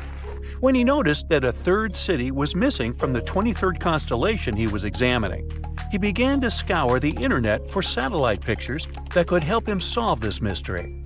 He looked into images from NASA, JAXA, a Japan-based satellite company, and Google Earth. These images were still insufficient to answer his questions, so he reached out to a friend inside the Canadian Space Agency. His friend provided him with state-of-the-art satellite imagery that gave him the answer he was looking for. According to the images, there is a large square area right on the border of Mexico and Belize, which looks like the remains of a city. William took the images to a remote sensing expert known as Dr. Armand Laroque from the University of New Brunswick. They studied the images thoroughly and concluded that the area could be housing 30 buildings and even a large pyramid. The scientific and archaeological community went crazy with the 15-year-old's discovery. Could this really be true? Some background. Lost Mayan cities began to be unearthed in the mid-20th century. Since then, ruins from cities such as Tikal, Palenque, and Uxmal have been rediscovered. The Mayans were one of the biggest pre-Columbian civilizations living in the Americas. They began to settle in the area as early as 1500 BCE. Experts believe that, at its height, the Mayan civilization consisted of over 40 cities with a population of millions of people. That's a crowd. And their cities were pretty interesting. Their civilization spanned over Mexico's Yucatan Peninsula, Guatemala, and Belize. They survived mainly on agriculture, so they developed a complex irrigation system in most of their cities. They built a series of ceremonial buildings, pyramids, plazas, and even courts for ball games. The Mayans were keen pyramid builders, but they also developed an advanced astronomical system. With whatever ancient technology they had, they were able to predict the exact location of planets, such as Venus and Mars, and they were able to predict the exact dates of eclipses. That's why the methodology William used to discover this long-lost Mayan city was unusual, but not completely surreal. The Mayans were keen astronomers, so it wouldn't be too strange that they built their major architectural feats in relation to the sky, would it? And they wouldn't be the first ones to be doing so. There is a famous fringe of Egyptology dedicated to studying how the Giza pyramids were built in perfect alignment with the Orion constellation, meaning that each pyramid was purposely built to align with one of the major stars of Orion's belt. According to William, he first had the idea to look at the Mayan constellations because he couldn't understand why the Mayans built their cities where they built them. Most major cities, such as Chichen Itza and Uxmal, aren't near any rivers or significant bodies of water. Instead, they're built on marginal lands and on top of mountains, which confused the 15-year-old. His next thought was that it might have something to do with astronomy. William named the new city he discovered Mouth of Fire, which is also my nickname, and he even won a merit award for his hard work. However, his theory was very much contested inside the archaeological community, and many Mayan experts worked to debunk William's findings. Some archaeologists say that constellation theories are too unscientific. Anthony Aveni, a renowned anthropologist and astronomer, referred to William's methodology as an act of creative imagination. He explained that there is no way to be sure what the Mayan constellations really were. It's all just hypothetical. Another debunking of William's findings came from Mayanist David Stewart, who said that the object identified on the satellite imagery is nothing but an old cornfield. His claim was supported by an expedition that took place near the area in 2021, when the archaeologists present reported there was nothing at all in this area. Still, a 15-year-old boy almost found a long-lost Mayan city, which is pretty exciting if you ask me. Similar techniques as those used by William are actually being used to unearth lost civilizations all over the world. According to space archaeologist Sarah Parquet, Satellite imagery has been a key player in discovering ancient cities in Egypt and other places. Sarah herself spends most of her days scouring images for any sign of where there could have been cities long ago. What happens, she says, is that any time you have something buried, it's going to be covered either by vegetation, soil or sand, or some other modern construction on top of it. In order to assess whether there is something hidden under large canopies of vegetation or not, she uses infrared technology, for instance. A major recent discovery in Brazil was done in a similar way. Satellite imagery detected a network of trenches dating back to 200 to 1200 CE. These suggest settlements that could have supported around 60,000 people. But in this case, the satellite imagery did indeed correspond to what was on the ground. Researchers from the University of Florida found several mounds that were accompanied by ditches and geoglyphs. Archaeologists also found remnants of carefully designed walls, centered around plazas, much like the type of construction done by the ancient Mayans. Advances in satellite tech have also shed new light on long-discovered ancient Mayan cities, such as Tikal. Located in the heart of the Guatemalan jungle, Tikal is believed to have been the capital of the ancient Mayan Empire. At its height, it was comparable in importance to cities such as London or New York in today's world. It was composed of a series of complex monuments, many of them believed to have been the resting places of kings and chiefs. Tikal is already known to have been big, but recent discoveries show it could have been even 3 times larger than what scientists originally believed. The main discovery revolves around a fortification on the outskirts of the city, indicating how far the original city stretched. And new discoveries still take place. In 2017, researchers also unearthed new clues regarding the potential causes of the decline of the Mayan civilization. Using data from a Sidon seawall located 62 miles southwest of Tikal, scientists analyzed radiocarbon data from ceramics and archaeological excavations to extract new information about the sudden demise of this great civilization. The information shows that, instead of a sudden collapse, the Mayans most likely collapsed in waves of social instability and political crises. These events are believed to have deteriorated Mayan city centers and began causing the dispersion of the Mayan population. Well, it seems like it's a prime time to uncover ancient ruins. What do you say? Will you give it a try as well? Researchers have found almost 1,000 previously hidden Maya settlements in the tropical lowlands of what is now northern Guatemala. They did it with LiDAR, light detection and ranging lasers, which they used to scan areas from the air. The region we're talking about is pretty vast. All those structures and buildings they saw over there stretch across about 650 square miles. And these spots were supposedly occupied thousands of years ago. It seems all these structures were pretty densely packed, so people lived close to each other. They had at least 417 ancient villages, towns, and cities where they could identify boundaries. These structures and buildings were actually a part of a state that looked like a kingdom. Some of these settlements were built as sports courts, civic, ceremonial, and religious centers, and residential homes. There were also massive palaces, platforms, dams, pyramids, and causeways across that area. People who lived there also had reservoirs where they collected water. So, they needed the power to organize thousands of specialists and workers. And they also needed many skilled people to build such structures without the technologies we have today. They needed lime producers, architects, mortar and quarry specialists, lithic technicians, those who took care of legal enforcement, and other important roles to establish the true community. This cool laser scanning system researchers used while exploring this area can even penetrate very dense ecosystems and vegetation. The light bounces off different surfaces and then creates a digitally reconstructed map. This map is based on how much time it takes for the pulses to get back to a receiver. So, with this laser system, they discovered they were also lowlands for agriculture. So why exactly did the Mayas settle in this region? It was a specific area. Plus, it was hard to build such an amazing kingdom in a tropical rainforest climate. Back in the old times, ancient peoples had mostly inhabited areas in drier climates. Over there, they would build water resources, which were some sort of the basis of society and a source of life. An example of this is Teotihuacan of Highland Mexico, although they did have a couple of navigable rivers they could use for transport and trade.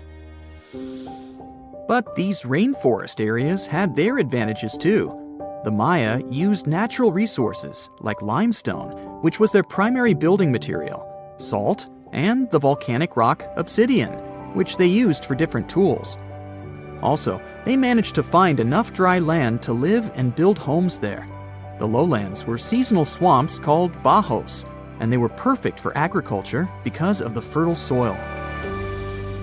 Generally, the Maya built settlements that could endure rainy periods too. They were ready for different circumstances, including flood and drought, which is something you could see in how they built houses. Their architecture was also one piece of evidence that showed their community was like a centralized kingdom-like state, which shows they stuck together through tough times. The Mayan Empire was very powerful, and it reached its peak about the 6th century CE. They were excellent at pottery, agriculture, writing, mathematics, and calendars. They were the ones who created complex calendar systems, such as the calendar round, which is based on 365 days. Although some believe the Mayan calendar predicted December 21st, 2012 would be the end of the world, it was just a coincidence with the end of a certain full cycle. They would call it the long count calendar, and it lasts 5,125 years. The Mayan people left behind an impressive amount of astonishing architecture and symbolic artwork. Most of their stone cities ended up abandoned by 900 CE. No one still knows why the Mayan civilization in that area collapsed, although there are some theories. Some think that by the 9th century, these people had exhausted the resources around them to the point that they could no longer feed and sustain such a big population. Others believe some city-states didn't get along that well, so they broke down the traditional system of power they used to have. Some say it was all because of a very long period of drought. It could be a combination of all these factors, though. But one Mayan city, located on an island, even survived until the 17th century. It was long after the rest of the Mayan civilizations had been destroyed or abandoned. If you're a traveler, you might know the town by its modern name, Flores. Scientists believe about 2,000 people lived there. The earliest Maya people were farmers. They cultivated crops like beans, squash, corn, and cassava. As they had many interesting ingredients, they created hundreds of cool recipes. Many of those are still present even today. For example, in modern Mexican cooking. And especially popular are papayas, cacao, avocados, squash, pineapples, chili peppers, beans, and so on. Even though the Maya mostly practiced a kind of primitive type of slash-and-burn agriculture, there is also evidence of them using some more advanced farming methods, like terracing and irrigation. And they were big chocolate lovers. More than 3,500 years ago, the Olmecs of Mesoamerica probably turned out to be the first to realize that it takes some work for us to get such a cool thing as chocolate. But the Maya were the ones who turned it into a true form of art. Scientists found out about it when they found cacao in Mayan pottery. Their chocolate would be mixed with honey, water, cornmeal, and chili peppers. That's how you get a spicy, savory, hot chocolate beverage you can try even today in Mexico and Central America. Also, they used written language in their books. Their paper was made from fig tree bark, and using strips of that paper, they created a large library of books. Books made of this material are called codices, and 4 of these can still be found today.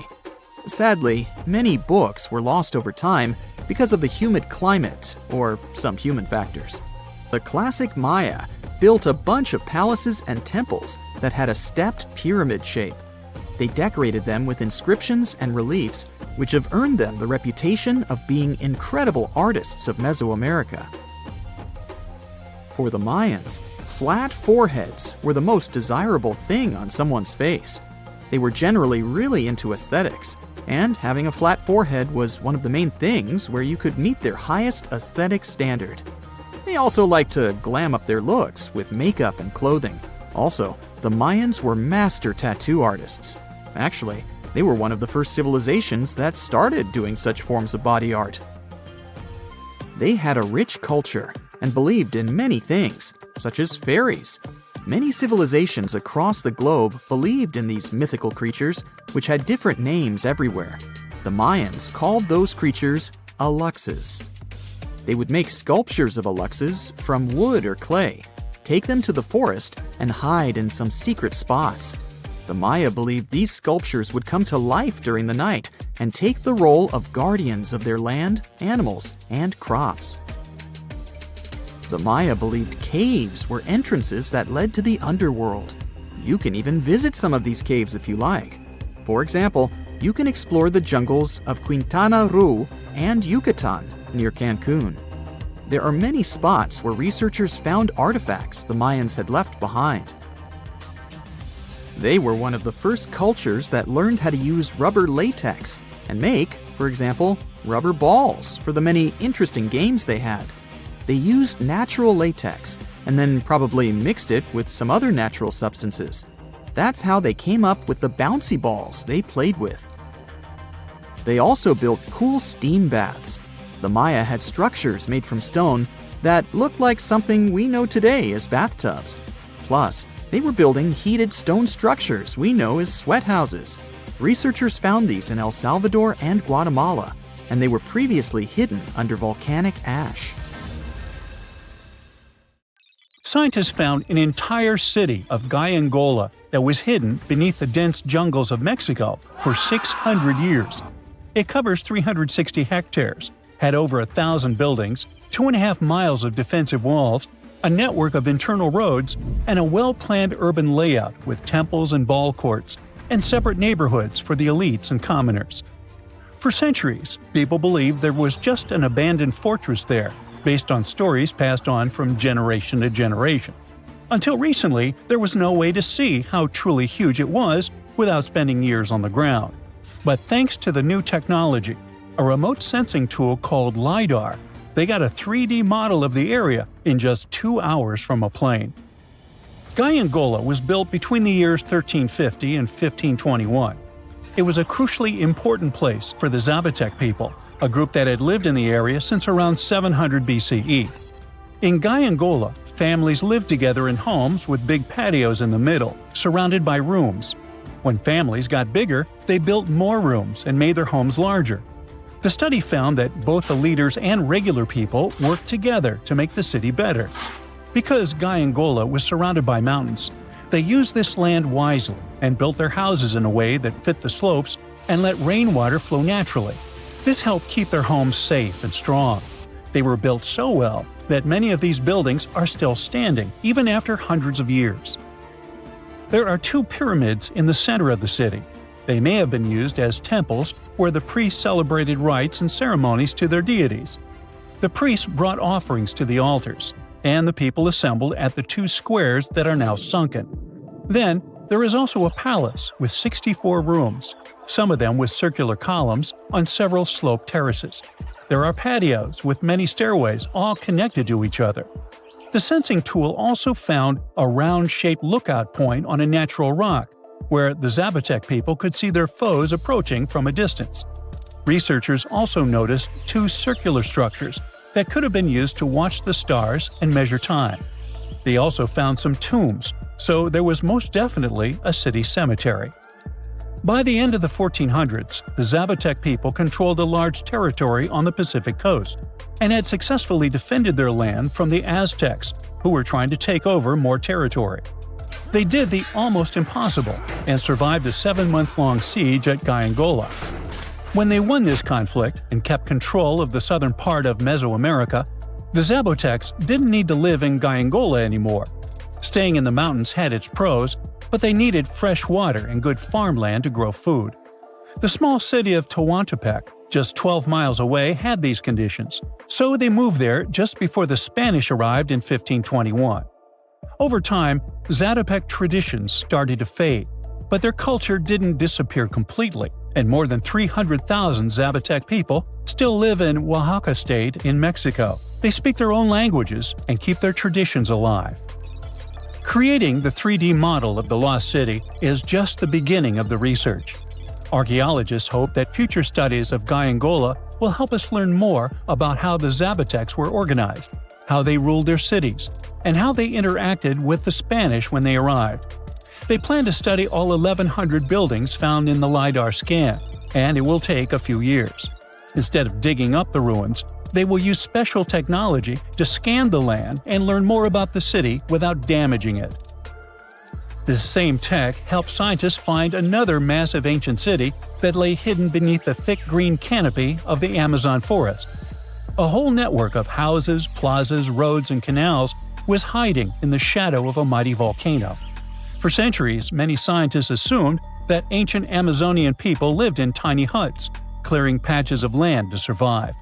But this city, built 2,500 years ago and inhabited for 1,000 years, proves the opposite. Now, scientists think tens of thousands or even hundreds of thousands of people lived in complex urban societies. Scanning the area found 6,000 rectangular platforms, each measuring around 66 by 33 feet, and standing 6 to 9 feet high. These structures were arranged in clusters around central plazas, with straight roads with perfect right angles and paths connecting them. One of the roads was 16 miles long. Building straight roads like this is far harder than just following the landscape. Some of these roads may have had deep spiritual or ceremonial significance. The volcano's rich soil helped the civilization thrive, but it may also have led to its downfall. Researchers also found signs of threats to the cities, such as ditches that blocked entrances to the settlements. Maybe some people living nearby were trying to get in. The next step for the researchers will be studying the adjoining 116 square miles to know more about this large, complex society that could be bigger than the well-known Mayan societies in Mexico and Central America. Meanwhile, in 1963, a man in Turkey discovered an ancient city while renovating his own house. He knocked down a wall in his basement and found a mysterious room. He kept digging and saw a tunnel. It led to the Derinkuyu underground city. It's one of the deepest multi-level underground settlements in Cappadocia and in all of Turkey. The inhabitants lived on 8 levels and had access to cellars, storage areas, chapels, a school, a study room, and other structures. All floors were connected by an extensive network of tunnels. The underground city was probably built as a shelter. The construction is hiding at 279 feet deep, and you can't see it from the outside. The complex was large enough to shelter about 20,000 people with their livestock and food supplies. There was also a 180-foot ventilation shaft. Archaeologists believe that Phrygians first built the levels. The Romans used and enhanced the structure later. The golden time of Derinkuyu was during the Byzantine era. The next lost and found city appeared only in a few inscriptions and ancient texts, so no one could be sure it really existed. Scientists searched the majority of the coast of Egypt until one archaeologist and his team detected a colossal face looking at them from under the water. The ancient city of Thonis Heraklion was discovered completely submerged 4 miles off Alexandria's coast. In the ruins of the lost city, there were 64 ships, 700 anchors, and a treasure trove of gold coins. Archaeologists believe the 16-foot-tall statue and the temple remains are the most important findings discovered by the expedition. Back then, the city had ceremonies and celebrations that took place in the Temple of Ammon. The ruins and artifacts were made from granite and diorite, so they were in good condition even after having been in contact with water for centuries. They give people a glimpse into what life was like 2,300 years ago in one of the most important trade ports of the world. The city had a network of canals, sort of like an ancient Egyptian Venice. The canals linked many separate harbors and anchorages. Towers, temples, houses, and other structures were also linked by bridges. Thonis Heraklion was the country's main port for international trade and the collection of taxes. No one really knows how the city ended up submerged, but archaeologists connect it with natural causes. At the end of the 2nd century BCE, most probably after a flood, it got covered with water. Then Alexandria, the city founded by Alexander the Great, became more glorious than Heraklion. Before Alexandria's fame, Heraklion was the main port of entry to Egypt. So after the tragedy, many ships heading for Heraklion had to change their route and go to Alexandria. Heraklion lost its glory until its discovery in 2000. Whoa! It's a huge flying island right above your head. In the era of AI, you may think it's nothing but a neural network video, but let me tell you that first, it's very much real. Two, if you want, you can as well visit it. It may even hold the key to the El Dorado secret. This place is called Roraima, and it's actually not an island at all. It's a mountain. Due to a number of factors, we get this vision of an island floating somewhere above us. But it's all about the flat top this mountain has. There's no standard peak, so it looks flat and the thick clouds get blended into the skies, thus creating this optical illusion. Despite the advancements in satellite technology and affordable air travel, there are still few places on Earth that feel truly uncharted. Like Mount Roraima is one of them. It's been around for almost 2 billion years, and it's one of the oldest formations on our planet. For comparison, dinosaurs appeared somewhere around 240 million years ago. Some scientists believe that this area used to be a part of the supercontinent called Gondwanaland. And back then, it wasn't yet a mountain. When the supercontinent split apart, the erosion created this magnificent tabletop mountain. But what's interesting about this place is not the age, but the fact that it still looks prehistoric. It's almost untouched. The reason for that is late exploration of this part of South America. By the way, we still discover new flora and fauna species living there every year. For a mountain, it's relatively short, only 9,220 feet. There are cities located at a higher pitch above sea level, say La Paz in Bolivia, whose elevation is 11,940 feet. So people could be living in the area of Mount Roraima too, despite its hard-to-get location. But there's a twist to it. The Pemon people are the original inhabitants of this region, and they have an incredibly rich tradition of myths. For instance, their mythology features deities that live on the Tepui, which are flat-topped mountains found in the grasslands. These mountains are considered sacred and are off-limits to the living since they're believed to be the dwelling places of ancestor spirits known as Mawari. So, there are traditions that restrict living in this area, but still, some sources claim that local communities do dwell there. But, obviously, modern problems lie not only in the spirits, but in very much limited job opportunities there. However, guided tours are actually available. So what will you see if you ever dare to visit this place? At the base of the mountain lies an evergreen rainforest featuring trees that range in height from 82 to 150 feet, with some specimens reaching up to 200 feet. Some of them are endemic for sure, meaning that it's the only place in the world where you can find them. Like, you can find orchids as large as a medium-sized tree. It's not a surprise because due to the remoteness of this place, species here may have followed a completely different evolutionary trail, unlike most of the flora and fauna on our planet. Next, you have all the chances to stumble upon a waterfall at the base of Roraima that's been flowing for millions of years. Fun fact, there are no rivers on Roraima summit, but the rainfall seeping through the porous rocks create this incredible view. All combined together make it look like some lost world, right? By the way, Sir Arthur Conan Doyle was inspired by Tepui, these tabletop mountains, when he was writing his The Lost World novel. Yep, it's not only Sherlock he was famous for.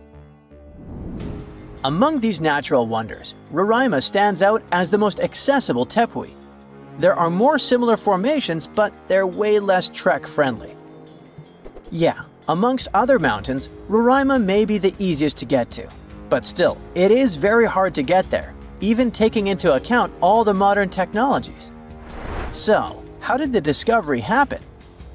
Hard to say for sure, but there is a theory backed up by official records. Back in the 16th century, here was this Sir Walter Raleigh. Look at his fancy collar and mustache. He was one of the most important people during the Elizabethan period. In 1594, he got to know about a great golden city near the Caroni River. That idea stuck in his mind. Maybe it was something like a get-rich-quick scheme for him. Anyways, 1 year later, he went to explore what is now Guyana and eastern Venezuela, and he described precisely Mount Roraima. On March 22, 1595, an English fleet led by Walter Raleigh showed up off the coast of Trinidad. Raleigh tried to make nice with the Spanish settlers there by trading and even inviting them aboard his ships for some entertainment. After a few drinks, the Spaniards opened up about a person having some particular activities in Guyana, sharing insights about the land's geography and the treasures they believed were hidden inland. Fast forward to April 7th. Raleigh pulled off a surprise attack on the town of San Jose and managed to capture this very person. After squeezing him for information, Raleigh declared his own plan to head into Guyana on a quest for the legendary Golden City. Since his ships couldn't navigate the narrow channels of the Orinoco Delta, Raleigh had his carpenters modify one of them, likely a galleass, to only draw 5 feet of water. This ship could carry 60 men, while another 40 were split among smaller boats. Progress was slow as they navigated through the delta, getting lost in what Raleigh described as a labyrinth of rivers. Eventually, they made their way to the Caño Manamo, and then into the main Orinoco River. A bit further upstream, where the Orinoco meets the Caroni, Raleigh encountered a native chief named Topiawari, and they hit it off. Topiawari revealed that his people had been pushed out of inland Guyana by a fierce tribe from the west. This fed into the prevailing belief, shared by both the Spanish and Raleigh, that El Dorado was home to runaway Incas from Peru. Topiawari also mentioned that the invading tribe was rich in gold, claiming that their nearest town, just a 4-day trek south, was the source of gold plates that were being traded far and wide. But he hinted that even finer treasures lay deeper in the land. Raleigh then made his way to the mouth of the Caroni, but strong currents halted any further progress. He sent out 2 scouting groups on land, while he led a 3rd one. They unearthed a few shiny stones that they eagerly dug out of the ground, but most turned out to be worthless. They learned that a massive lake about 40 miles wide lay at the head of the Caroni, filled with alluvial gold. However, with no way to move forward and the Orinoco's waters rising, Raleigh had to call off the expedition, hoping to come back when conditions were better. It wasn't until 1616, over 20 years later, that Raleigh got the go-ahead from James I for a second try in Guyana. He assured the king he could retrieve a lot of gold from a mine near the Caroni that he had heard about on his earlier trip. James specifically ordered him not to clash with the Spanish, who were still controlling the Orinoco area. When Raleigh arrived in South America, he stayed on the ship while sending Lawrence Kemmys and a team to look for the mine. For reasons that remain unclear, Kemmys ended up attacking and capturing the Spanish town of Santo Tomé, resulting in the demise of Raleigh's son Watt during the skirmish. Unable to find the mine, the crew returned to the ship, and facing Raleigh's anger, Kemmys took his own life. Back in England, Raleigh was put on trial for allegedly lying about the mine and trying to provoke a conflict with Spain, which ultimately led to his execution. Or maybe those were the Maori spirits who didn't appreciate the intrusion. Phew! This summer has been turning up the heat like never before. We feel like roasted marshmallows on a sizzling grill. Yes, the world is getting hotter, but some regions have always fought with high temperatures. It turns out people had some inventions to keep themselves cool in ancient times too. Some of them are still functioning, even 3,000 years later. let's take a look at how people saved themselves from heat throughout history. So, put an ice cube into your cold drink and get ready to hear how people survived the heat. Speaking of ice cubes, do you know that the Persians made an ice storage system? In the deserts of ancient Persia, people had an out-of-the-box idea about how to prevent their food from turning into a melted mess. These ingenious Persians stumbled upon a physics trick that allowed them to create ice in the middle of the desert. They called these cool structures yakhchals, which basically means ice pits. These ice pits were not your ordinary coolers. They were like secret underground fridges. They looked like dome-shaped mud brick structures on the outside, but inside, it was a whole different world. These ice pits had an evaporation cooler system that worked like magic. At night, when the desert cooled down, Persians made use of the radiative cooling effect. They set up cleverly designed trenches to hold thin layers of water. The water froze, defying the desert heat. Then there were underground square storage areas. The Persians collected the melting ice water from these cool trenches, and during the night, they froze it again, making the most of the desert's natural chill. To add to the cooling effect, they built a wall to shade the storage areas from the hot midday sun. And that's not all. They had this fantastic wind-catching contraption called a badger that caught the breeze and directed it right into the ice pits. Fresh air plus ice. Cool breeze. A winning combo. They even had intricate water channels called qanats to bring water to the ice pits and homes all the way from the nearby mountains. As time passed, these yakhchals faded into history and modern technology took over. But hey, there's good news too. Some awesome folks in Iran are restoring these ancient coolers. So, if you ever find yourself in the desert, don't forget to pay a visit to these marvelous places and witness the genius of the ancient Persians firsthand. Now, I want to focus more on the wind catchers because they don't just help make ice cubes. They actually function as a cooling system as well. Back in the day, those clever architectural wonders were all the rage in places like Persia, modern-day Iran, Egypt, and the Middle East. Imagine tower-like structures with openings at various levels strategically placed to harness the power of nature's breeze. These openings were like magical portals for the wind. They captured those refreshing gusts and guided them right into people's living spaces. Basically, they were natural air conditioners. The breeze would gracefully flow downward, cooling the ground as it danced through the building. The secret sauce lies in the details. The tower's height, the number of sides, the openings, and the positioning of the interior blades. Everything plays its role in how efficiently the wind towers work out. Thanks to these wind catchers, ancient societies could enjoy comfy indoor temperatures without sweating. Can you imagine living in those times? Feeling the gentle breeze whisking through your home, keeping you feeling fresh and chilled out? The Persians are often credited for inventing these awesome wind catchers. But hey, don't forget about Egypt. There, you can find traces of similar structures dating all the way back to 1300 BCE. Yes, the invention of wind catchers may have occurred in ancient Egypt, but Yazid in Iran is the city with the largest number of wind catchers. People wouldn't have been able to live there without these ancient ACs because there was almost no rain in the area throughout the year. Now, let's look at these perforated double-skinned exteriors. Imagine dressing up a building with a fancy perforated screen. It's like giving its exterior a stylish makeover while keeping things chill inside. This genius technique, firstly, scatters the natural daylight, so no harsh sunbeams to blind you. The screen also offers shade like a pro, giving the building's interior a much-needed break from the blazing sun. Think of it as a natural sun hat for your home. Placing this screen about 4 feet away from the outer walls creates a breezy, dreamy hallway for fresh air circulation.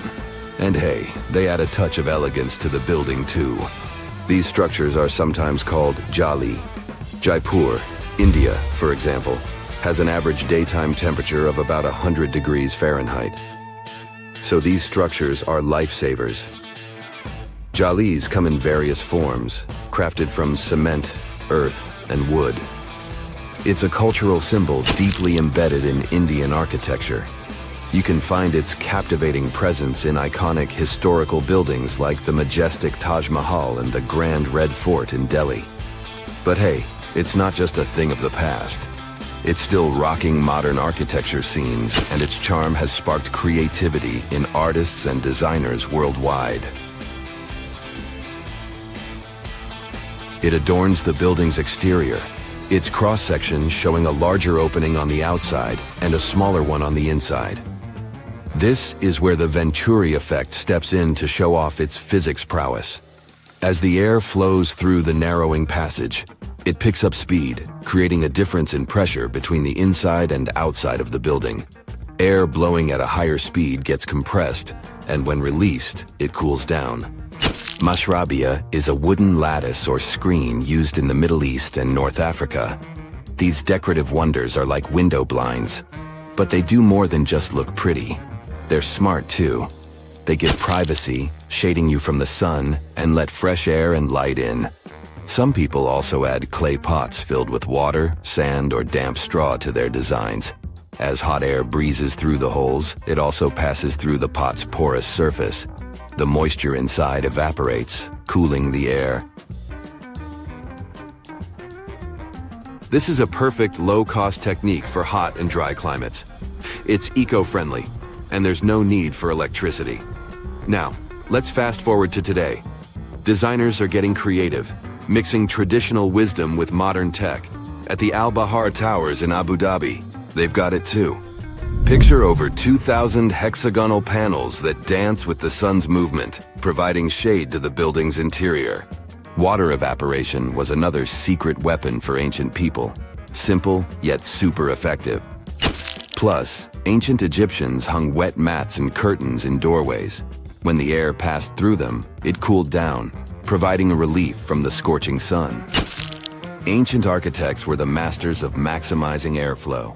They knew how to cross-ventilate and let hot air escape while inviting cooler air to the party.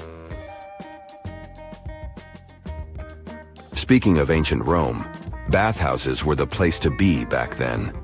It was like a community hub. People gathered to chat about politics, play sports, and, of course, take a relaxing dip. The frigidarium was the cool spot in Roman baths. After a steamy soak in the caldarium, Romans dashed to this giant pool to chill out. Then in some places, like Cappadocia in Turkey, people went underground to hide from the heat. They carved cozy dwellings in volcanic rock, harnessing the Earth's natural cooling powers. So the lesson here is simple. Architects and designers can create wonders by combining local traditions with smart tech.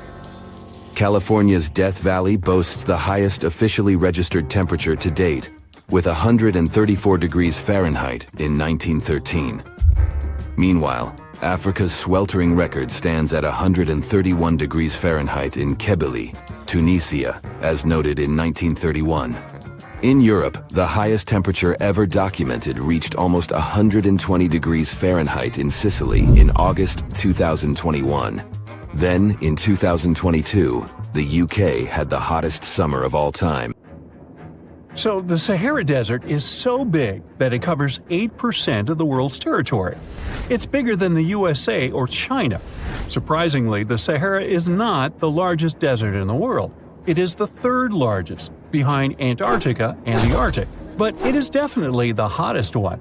Temperatures there reach 136 degrees Fahrenheit. This place has some of the most incredible sand dunes you've ever seen, towering up to 1,476 feet.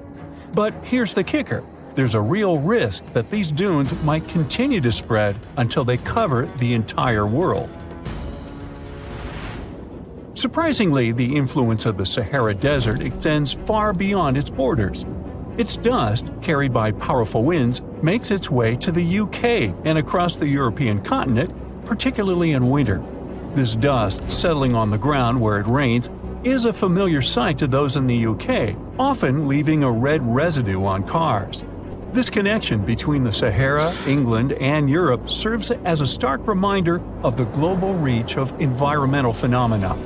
You might think this is not a big deal, but it could turn Europe into a desert, leaving its soil infertile and Europeans with no food. Soil is a fundamental aspect of human existence, just as crucial as clean water and air. Without it, we're left with nothing but a bleak and barren landscape. The Sahara Desert has already made its jump across the Mediterranean Sea, which is concerning and could change the landscape forever. 1/5 of Spain has already turned into a desert. The next victim is Italy, which also faces the problem of desertification. In fact, almost all European countries have the same issue. According to an expert, the land that has not changed for nearly 2,000 years will become mostly rock, and people living on this land will be gone. 60% of the soil in Moldova is gone, and the problem has expanded beyond the Black Sea. It has reached China and Mongolia, thousands of miles away from the Sahara Desert.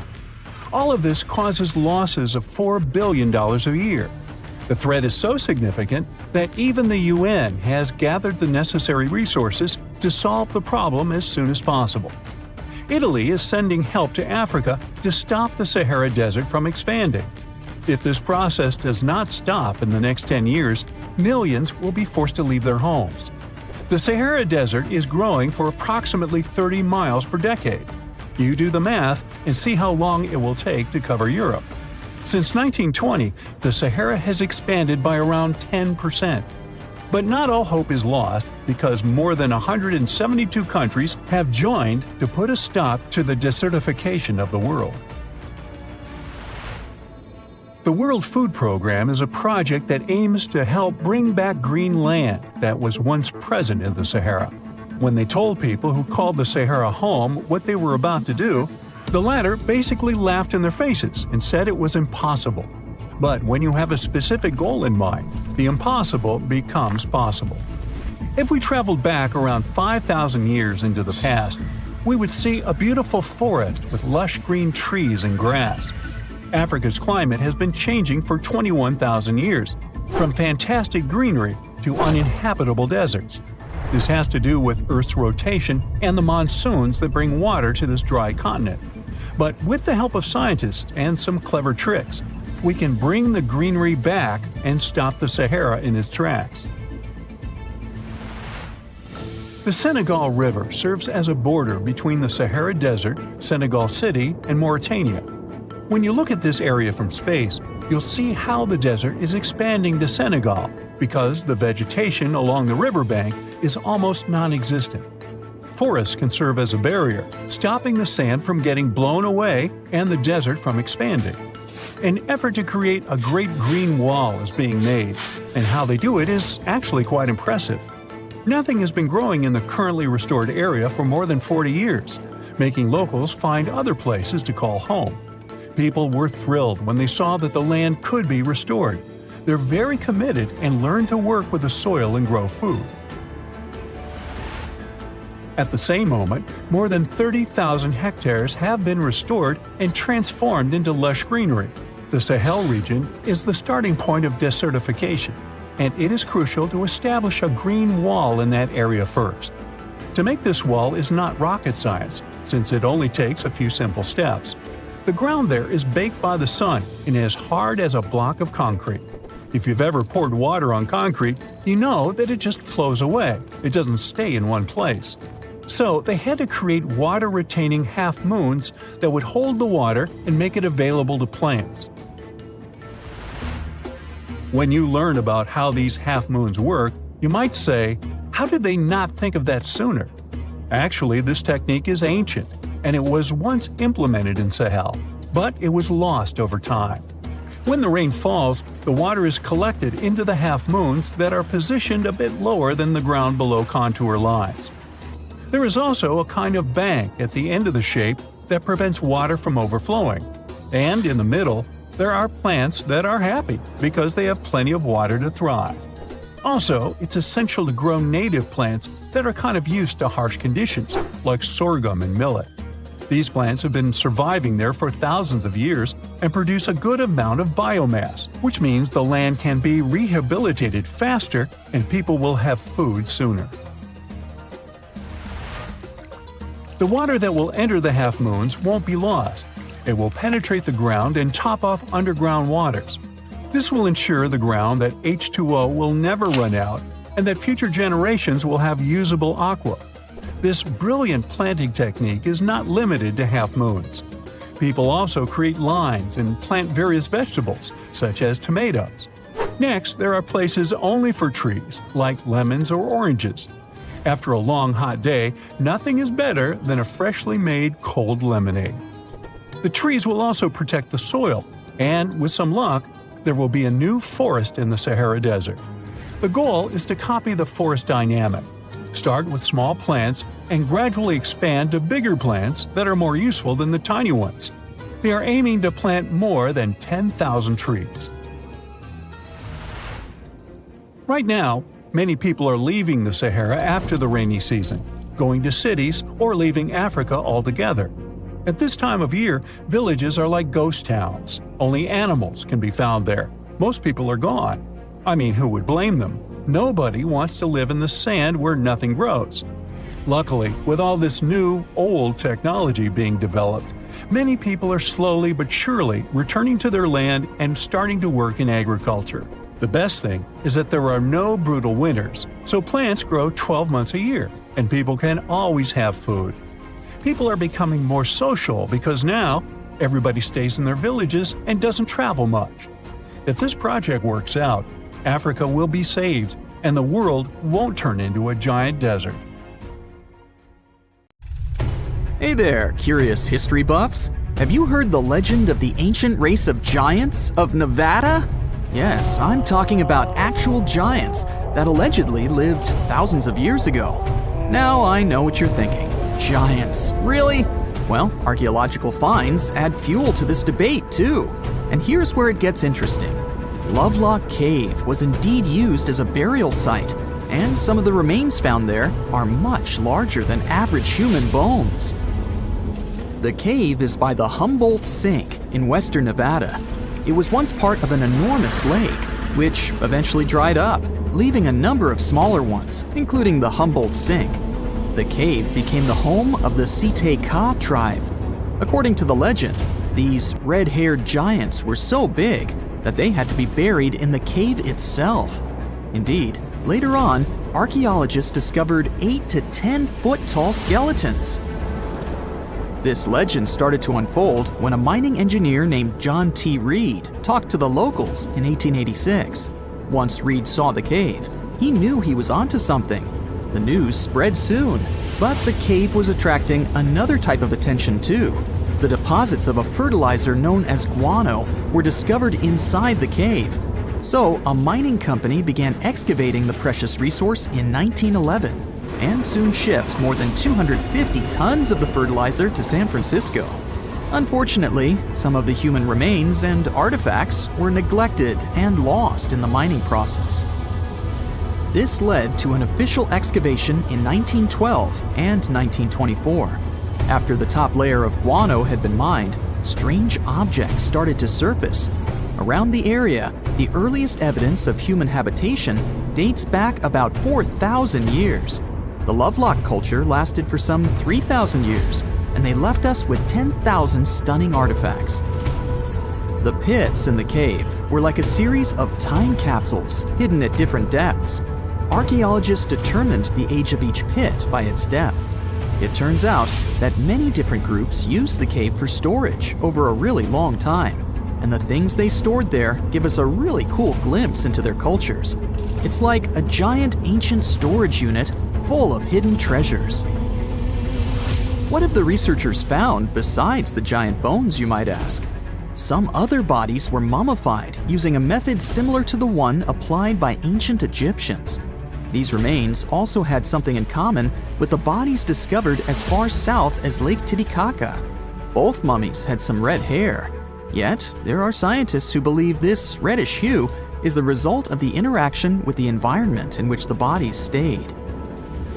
So, While the story of the red-haired giants may be a wild and intriguing tale, not everyone is convinced.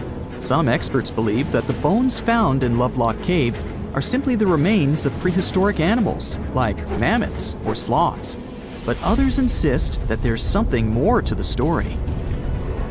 Other relics, such as finely crafted baskets and exquisite duck decoys made from tule fibers, were also found there. In any case, this cave is worth the attention it gets. By the way, you can still visit this cave today and see the pits of different depths with your own eyes. But let me tell you one thing, it's in a hot, dry, and isolated place. Archaeologists have made another discovery that seems to be straight out of a legend. They think they found the palace of the one and only Odysseus, who was the legendary Greek king of Ithaca and the hero of Homer's epic poem. Move over, Indiana Jones. We've got some real-life adventure happening here from around 1300 BCE. Apparently, this is the only palace mentioned in Homer's epic poems that hasn't been found. The excavations have been made on the Ionian Islands, and the view from the ruins found on the island of Ithaca are exactly as described in the Odyssey, says the professor who led the excavation team. Known to the ancient Romans as Ulysses, the Greek hero took 10 years to return home to Ithaca after the fall of Troy. For many years, Homer's other epic, called the Iliad, which tells the story of the protracted siege of Troy by the Greeks, was regarded as a myth too. But then, in the 1870s, Troy was rediscovered in modern-day Turkey's Çanakkale city. So, if they found Troy, who's to say they couldn't find Odysseus's home? The researchers were following Homer's words as a roadmap. The excavation site has a building complex with 2 levels. It has important finds, such as storerooms and workshops, a complicated drainage system, and fragments of pottery. It also has a well from the 8th century BCE, which is around the time when Odysseus is believed to have been the king. Yet, not everyone is convinced that the team has actually discovered the home of Odysseus. A British researcher named Robert Biddlestone insists that Homer's description of ancient Ithaca isn't very similar to the island that now has its name, and that Odysseus's kingdom was actually on the Isle of Cephalonia. However, Italian archaeologist Adriano La Regina might have a more realistic approach to this debate. He says that whether this find has a connection to Ulysses or not, what's more important is the discovery of this royal palace. Once upon a time, in a land far away, the Klamath Indians spread a legend about the creation of Crater Lake. Okay, maybe this land is not that far away, and it still exists. You can find it in south-central Oregon, in the western United States. Anyway, the legend has it that this lake was formed in a vicious battle between 2 volcanoes, Mount Mazama and Mount Shasta. Then the spirits of Earth and the Sky, which are Lau, who ruled the below world, and Skell, the chief of the above world, joined the fight. It turned into a geological drama. During the battle, darkness veiled the land. The fight was over when Mount Mazama collapsed and sent Lau back into the underworld. Then the rain filled the pit and created a lake in the place where the mountain had once stood. Flash forward to our time. Scientists have discovered that Mount Mazama did erupt 7,700 years ago. Artifacts found in the area prove that the legend indeed contains some details about the explosion. The tale says that red-hot rocks were flying through the sky. This happened during the volcanic eruption that caused the mountain to collapse. This created the volcanic caldera, which later on got filled with water. What makes this legend came true story unusual is how long it has existed. According to researchers, these types of verbal stories lose their credibility within 600 to 700 years. That's why the legend about the creation of Crater Lake is so unique. So many generations, for hundreds of years, have been accurately passing down the information. This volcanic crater lake is now in a national park. It's famous for its deep blue color. The water in it is extremely clear. If you visit it today, the water you'll see won't be the same as for someone who will visit the place 250 years later. Because there are no rivers flowing into or out of the lake, the existing water evaporates and the lake gets filled again by rain and snowfall. Basically, every 250 years, the water is replaced. Plus, this lake is almost 2,000 feet deep, which makes it the deepest lake in the United States. Swimming is okay in the lake, but there's only one legal and safe trail to get to the shore. There are other activities, such as fishing and boat tours. Shared human experiences, such as birth, marriage, and aging, may explain why certain tales are shared globally. Similar struggles and obstacles faced by humans around the world generate similar themes in traditional stories about love, parenting, and mortality. So, do you have legends or tales you've heard of from your grandparents? Who knows? Maybe your ancestors too witnessed a cool historical event. A comfortable abode with a gorgeous view of the Mediterranean Sea will serve as a perfect rain shelter.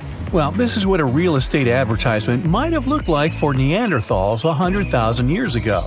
Welcome to the weird and wonderful caves you could live in, or not.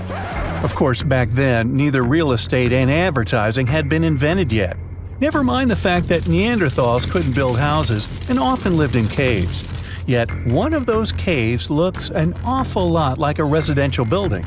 It's situated inside a high limestone cape called the Rock of Gibraltar.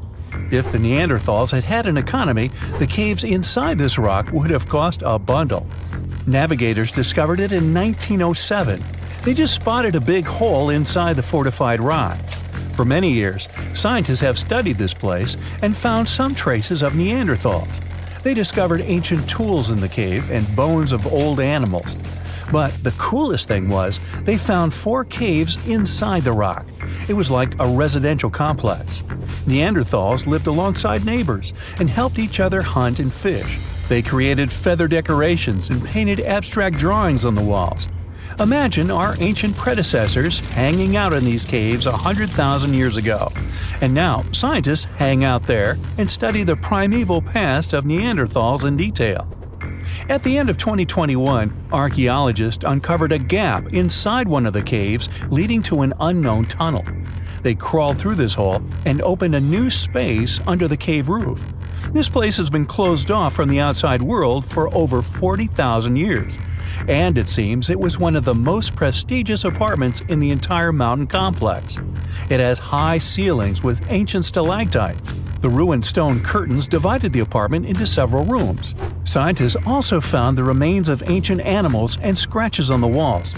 It seems that Neanderthals had never lived here, but they used to visit this place. Archaeologists found the shell of a sea snail called dog whelk. One of the Neanderthals brought it here for some reason, but the primary owners of this place were hyenas. These caves show that Neanderthals were closer to humans than to monkeys. They had a way of life and even some customs. There's still a lot of work ahead, and scientists hope to find new rooms inside this rock. Meanwhile, in 2003, archaeologists discovered another early dwelling on the Isle of Flores in Indonesia. Among the green jungle, they found a cave with ancient tools. At first, everyone thought the human ancestors lived here, but then scientists discovered an unusual skeleton of an adult. A thorough analysis showed the skeleton belonged to a 30-year-old woman, 3.5 feet tall, just above the waist of an average adult. The woman's weight was equal to the weight of an adult shepherd. The skeleton didn't belong to Neanderthals or Australopithecines. It was a new unknown species, which scientists called Homo floresiensis, or simply the Hobbit. Also, there were remains of unusual ancient animals in the cave. It was an elephant the size of a cow, some large storks, and giant rats. Archaeologists have found out that hobbits were not the owners of this place. The main inhabitants were the rats the size of a cat. Maybe they were fighting the hobbits. Some analysis shows that Homo floresiensis wasn't our direct ancestor. They were in a separate branch of evolution. The hobbit skeleton looks more like that of a monkey than of modern humans. In 2009, in the dense jungle of Vietnam, archaeologists discovered Son Don, the largest cave in the world. If you go inside the cave and shout, you'll hear your echo a long time. In some places, the height of this cave reaches half the height of the Empire State Building, and the total area is larger than one central block of New York. Sundan is one of the 3 caves in the Vietnamese jungle. Many intricate mazes connect these caves. Inside, you can find unique plants and trees that live separately from the outside world. It's a real underground jungle. In some places, you can find collapsed ceilings that let the sunlight in. Besides unusual trees and plants, ancient stalactites hang there. Some limestone deposits are more than 450 million years old. They were here even before dinosaurs appeared. There are also many rivers in the cave. Rainwater coming down from holes in the ceiling has formed them. Fast streams resemble slides in a water park. They lead to unknown underground labyrinths. Scientists have studied only a small part of all these caves. The next unusual cave is in New Zealand. Hundreds of thousands of fireflies live inside. Each of them glows with a blue light. Together, they light up the cave. It may seem to you that you're on another planet, but you can't stay there for a long time. Special air measuring devices are everywhere. Scientists monitor the level of carbon dioxide necessary for the normal existence of fireflies. These insects are sensitive to the environment. If there are many people in the cave, or they stay there too long, the park staff will ask them to leave the place. It's like you're literally stealing oxygen from the fireflies. We've seen some pretty amazing caves so far, but how about a scary one? We're going to the desert of Yemen's Al-Mara province. What we're looking for is not a cave, it's just a black hole in the ground, right in the middle of the desert. It's big, the size of a basketball court. It's not its size that could scare you, but what's inside. Scientists are still not sure what it is. From the depths of this black abyss, a disgusting smell of rotten eggs constantly comes out, and sometimes you can hear some strange, frightening sounds. The blackness of the giant hole in Yemen absorbs all the sun's rays, so you won't see what's there even with a powerful flashlight. People flew over this place by helicopter. They filmed using drones and the most powerful lenses, but they didn't catch anything except darkness. It looks like a big ink spot in the middle of golden sand. The locals are afraid to approach this place. They believe the cave leads to another dimension where evil creatures live. At the moment, the giant hole in Yemen is one of the most poorly studied and mysterious phenomenon of nature. How did it appear? How old is it? Where does it lead? Scientists are trying to find the answers to these questions. There are theories that the hole appeared because of construction work. Geologists drilled the soil nearby in search of minerals. It could have caused fluctuations in the Earth's crust and collapsed the surface. But no one can prove this theory, yet. And now, imagine a place where sunlight has not penetrated for more than 5 million years. There's little oxygen, and it's cold and damp. Still, life is born in this place, not only microbes and bacteria, but also something bigger. The living conditions in this cave are very different from the usual ones, so, in a sense, this cave is like another planet. It's the Movil Cave in the southeast of Romania, near the Black Sea. The entrance is a small hole in the ground. Inside, a tunnel leads deep below the surface. The levels of hydrogen sulfide and carbon dioxide are above normal inside the cave. The air here is half as much oxygen as on the surface. People can't be here without an oxygen mask, but other creatures living here can. The cave is home to 48 species of living organisms. 33 of them are unknown. Here you can meet some unusual insects, white snails and white spiders, millipedes with huge whiskers, transparent shrimp, and unique species of leeches. They all live here thanks to the little bacteria autotrophs. They absorb carbon dioxide and release food particles. Bacteria feed on it.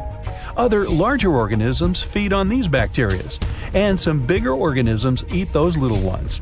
In the end, everyone gets food. In this cave, evolution has created a biological system separate from the rest of the world.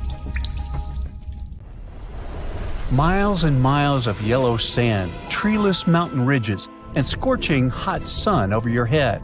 And suddenly, something you'd never expect to come across in a barren desert. A small group of overexcited people. They're as happy as you would be if you had won a lottery.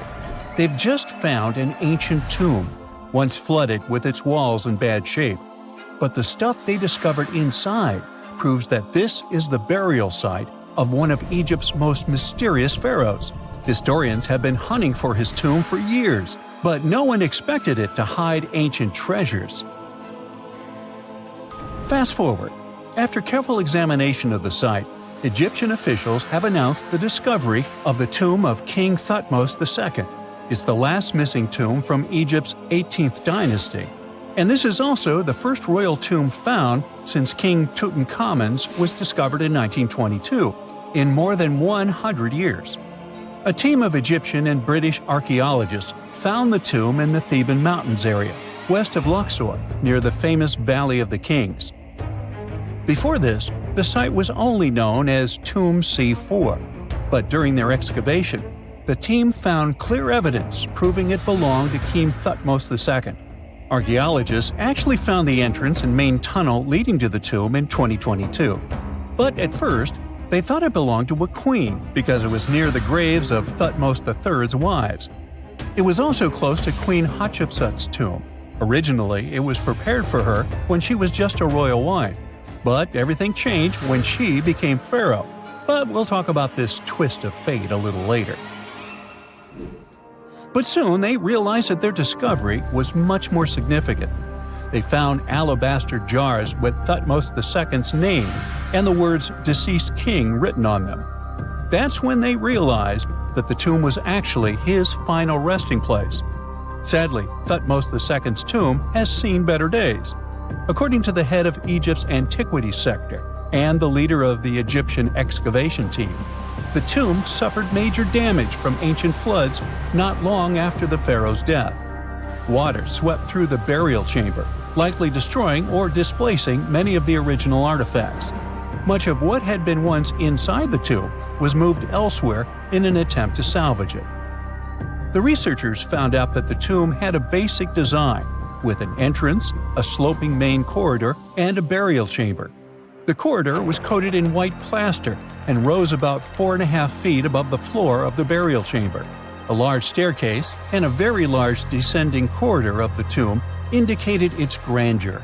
It took the team a long time to navigate through, though, as the tomb was blocked by flood debris and collapsed ceilings. Only after crawling through a 32-foot passageway with a small 16-inch gap at the top, the worst nightmare for those of us with claustrophobia, were they able to reach the burial chamber. There, they were in for another surprise. They cleared the debris, expecting to find the crushed remains of a burial beneath. But the tomb turned out to be completely empty, and it was not due to robbery. It had been deliberately emptied. The researchers soon realized that the tomb had been flooded since it had been built underneath a waterfall. It happened just a few years after the king's burial, so the contents of the tomb were moved to another location. That's why there was a second corridor in the tomb. It was most likely made to help remove King Thutmose II's body from his flooded tomb. Despite the damage, the excavation team made some really exciting discoveries. They found traces of mortar decorated with blue inscriptions, yellow stars, and fragments from the Book of Amduat, one of the most significant funerary texts in ancient Egypt. The book was meant to guide the deceased through the underworld, ensuring a safe journey to the afterlife. Now, how about we sneak a peek at ancient Egypt's 18th dynasty? It was all about conquering lands, expanding the empire, and building jaw-dropping monuments. Some of the biggest names from that era, Thutmose I and Thutmose III, both legendary warrior kings who left their mark in history. Thutmose I was a fierce fighter who led major military campaigns, pushing Egypt's border further south than ever before, all the way to the fourth cataract of the Nile. His victories gave Egypt access to new trade routes, stronger political ties, and more wealth. His conquests were so significant that they were recorded in the tombs of his top officials. Thutmose III, sometimes called Thutmose the Great, took things even further. He was not only an incredible military strategist, but also the commander of Pharaoh Hatshepsut's armies before becoming king himself. He led between 17 and 20 military campaigns, winning every single one and expanding Egypt's empire to its peak. He even created the world's first navy. Thutmose III is often remembered as Egypt's greatest warrior pharaoh. And sandwiched between these two powerhouses was Thutmose II, a pharaoh who doesn't get nearly as much attention. Hey, the middle child, right? His reign lasted only about 5 years before he passed away at around age 30 in 1479 BCE. He is kind of a mystery. No one really knows what he accomplished. For the longest time, even the location of his burial site was totally unknown. His body was actually found in the 19th century. It was just lying around in the mortuary temple of Deir el-Bahari, in a secret chamber where priests used to hide royal mummies centuries after their original tombs were looted by grave robbers. In other words, Thutmose II's body must have been moved from his original resting place at some point in history to protect it. During his lifetime, Thutmose II made at least one major impact on Egyptian history. He married his half-sister Hatshepsut. That might not sound like a big deal, but it helped her become Egypt's greatest female pharaoh after he passed. The catch? She kept her stepson, Thutmose III, off the throne for decades. When he finally took power, he erased her name from history out of spite. And still, Hatshepsut is one of Egypt's greatest pharaohs, no matter if you're talking about a man or a woman. She brought a lot of wealth and art to Egypt. She led a big trading trip to a place called Punt, where she brought back things like gold, ebony, and incense. She also made sure her name lasted by building amazing structures that we can still see today. At Karnak, she added huge obelisks. One of them is still standing tall. She also was the one to build the Temple of Deir el-Bahari with its countless columns. She was buried there.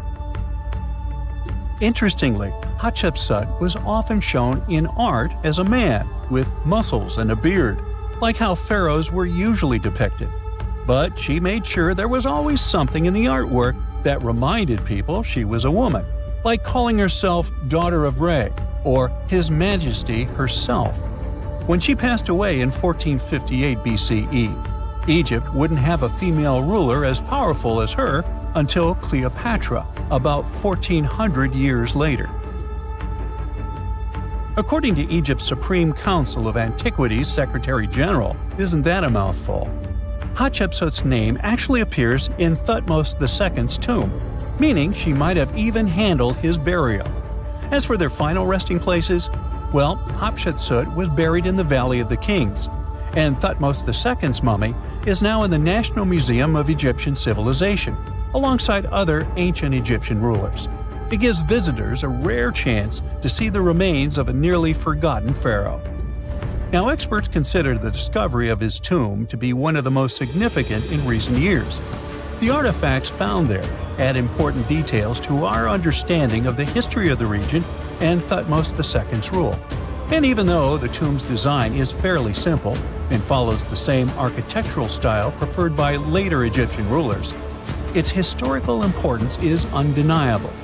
In any case, the mission isn't over yet. Archaeologists are now focusing on solving another mystery. Where did the rest of the tomb's contents end up? The team is determined to continue their search. Who knows what other secrets they will uncover that have remained hidden beneath the sands for thousands of years. One iced frappuccino for me, please, and with a double shot. Now, I suspect this is something you'd never hear if you traveled 100,000 years ago to check out on your super great-great-great-grandparents. First off, you wouldn't hear anything resembling human speech for a simple reason. The early humans developed a capacity for language about 50,000 years ago. So, to talk to your ancestors, you'd need to use some of the oldest forms of human communication, including talking or making sounds, drawing or painting, dancing, acting, and using symbols.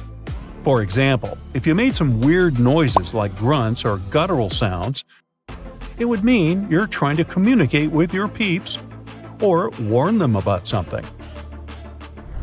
Another reason why no one would grab iced frappuccino back then is that 100,000 years ago, Earth was going through a serious ice age. Who wants an icy, refreshing drink in the middle of winter? It wasn't quite a full-blown glacial period, but it was definitely way colder than it is now. The sea levels were low and there were glaciers everywhere, which made it super tough for our early human ancestors to get around. Some even kicked the bucket while trying to migrate to other areas, especially up in Northern America and Europe. Back in the day, when humans were still figuring out this whole survival thing, they chowed down on some pretty, fancy stuff. We're talking tartar steak, sashimi, you name it. Okay, I'm exaggerating a bit. It wasn't an iconic fresh dish, but raw meat. Not a Japanese cuisine staple, but a plain fish. There weren't Michelin restaurants serving fancy dishes and Gordon Ramsay recipes, but prehistoric foodies happily munched on nuts, seeds, and berries. And you know what? Their lifestyle is gaining popularity today. And there's even a so-called paleo diet. Paleo stands for the Paleolithic period. The idea is all about eating like our early human ancestors did. Some scientists believe that our genes haven't quite caught up to the modern diet that came from farming. Thanks to farming, we've got grains, legumes, and dairy galore. But it turns out that these changes in our diet happen faster than our bodies could keep up with it. 100,000 years ago, humans roaming around were basically just like us in terms of looks and DNA, but their houses were far from being modern. Actually, those were just caves. They couldn't even buy a mere bed in IKEA. Scientists in South Africa just discovered what they're calling the world's oldest bed. And no, it's not a fancy mattress with adjustable firmness settings. It's actually made of grass. Archaeologists stumbled upon mats of grass and sedge that were stacked half an inch thick on the floor of a rock shelter. And get this, the bedding is 77,000 years old. That's like 40,000 years older than the previous record holder. The mats were covered with leaves from a tree called the river wild quince, which repels pesky insects. These prehistoric folks were basically having a bed and breakfast situation going on in their cave. But let's be real, living in a cave is pretty gross. Insects, rot, and lice are just a few of the issues. But instead of bouncing to a new spot when things got nasty, these people burned their bedding and made new ones. Yeah, seems like 100,000 years ago, life on Earth was totally wild. Sure, microbes and amphibians were chillin' for billions of years before that, but things were way different back then. So during a prehistoric trip, you could have bumped into one of the biggest mammoths ever. Yup, the Columbian mammoth was a beast. Standing at 13 feet tall and weighing over 10 tons, it had curved tusks that were even longer than its body, somewhere over 16 feet. These weren't like those woolly mammoths you see in movies with their thick brown fur. The Columbian mammoths didn't need that kind of coat, because they didn't live in the icy regions of Europe and North America. But don't let their lack of fur trick you. These creatures were massive and could have been a real threat to humans who lived near them, even though they were plant eaters. Another beast you'd stay away from is Toxodon. This land animal had some seriously cool curved teeth that gave it its name. It looked like a rhino, but with some similarities to rodents too. The last one was spotted only 5,000 years ago, and that's pretty recent in the grand scheme of things. Charles Darwin even used the Toxodon as an example to explain evolution and anatomical differences. Some people think it might have been semi-aquatic, but its grass-eating habits suggest otherwise. Not only was the Earth full of cool animals, but it also had a diverse human population. There were all sorts of new species popping up left and right, and they were on the move, looking for a better place to call home than Africa's dry and dusty areas. One of those species was Homo floresiensis, aka the hobbits. These little guys were only about 3 feet tall and hunted for their food using stone tools. They were totally unknown until recently, when scientists found their remains in caves all over the world. Homo erectus were the first humans who actually looked like us. They were total trendsetters, standing upright and all. They were the first to explore outside of Africa and check out other continents. These guys were pretty smart too, making cool tools and even cooking their own food. But unfortunately, they got a little too comfortable and lazy. They didn't keep up with the changing climate and eventually went extinct.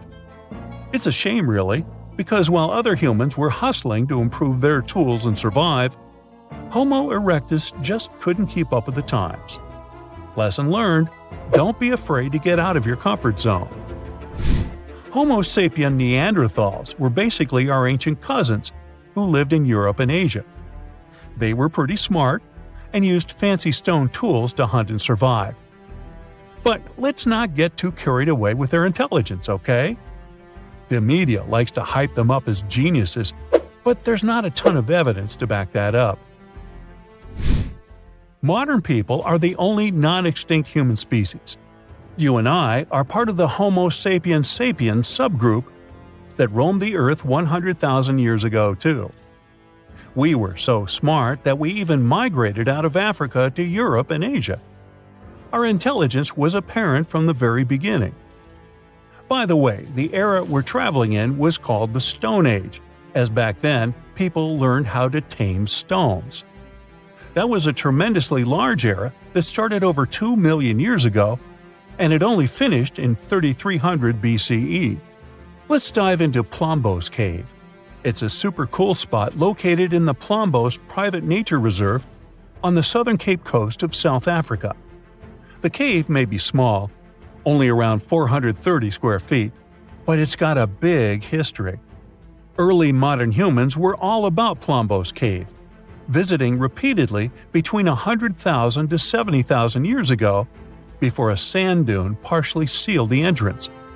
Above the sand dune, you'll find material from the later Stone Age. The coolest discovery? 2 pieces of ochre with geometric engravings that were found in 2002, marking one of the earliest signs of symbolic communication among early modern humans. It's about 75,000 years old. And it doesn't stop there. More engraved ochre pieces have been found in later excavations, proving that this type of communication has been around for ages. Plus, they found red lines of ochre drawn on a rock that dates back to 73,000 years ago, showing that painting was also happening back then. Also, in 2008, they discovered a 100,000-year-old ochre processing workshop with a couple of toolkits at Plombos Cave.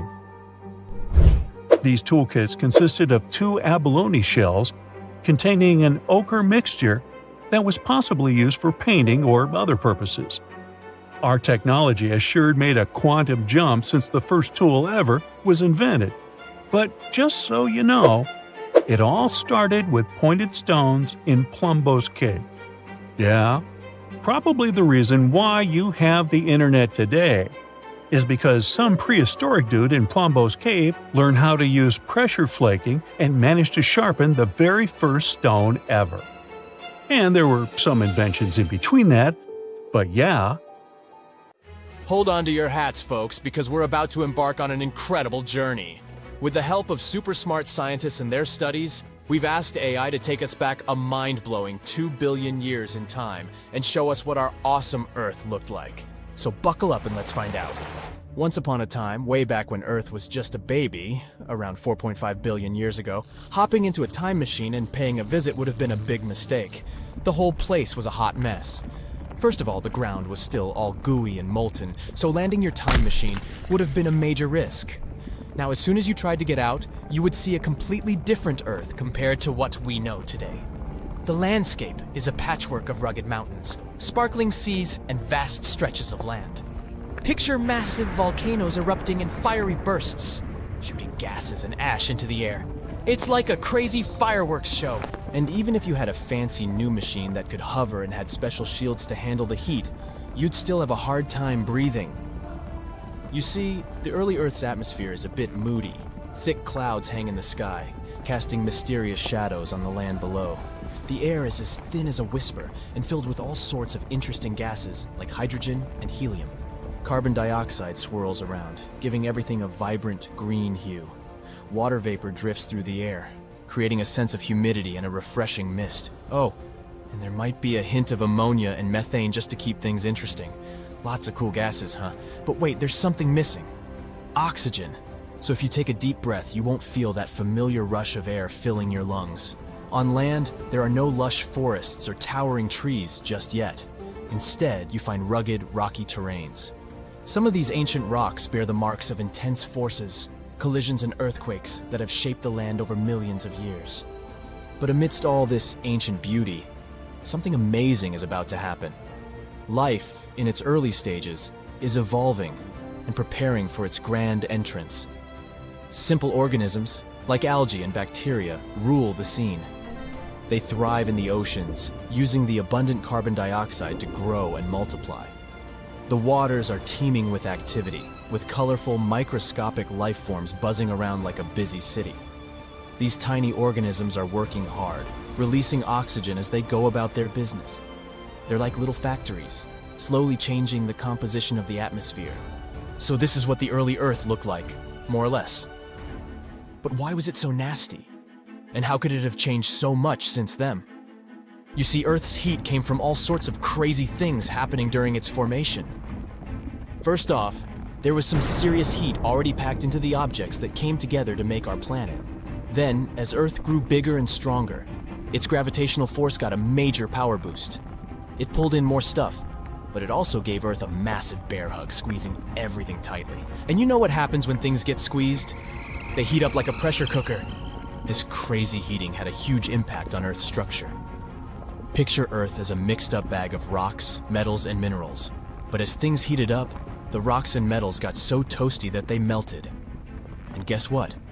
The denser metals sank to the center and became Earth's core, while the lighter rocky stuff floated up to become the crust and mantle. It was like Earth decided to unmix itself, creating separate layers. Scientists call this wild separation differentiation. But the heating didn't stop there. With all this mixing and moving around, Earth got even hotter. It was like turning up the heat in a giant planetary oven. All this crazy heat had some serious consequences. Earth's high temperature made everything super speedy. Tectonic plates were dancing like there was no tomorrow, making the surface super active and full of geological shenanigans.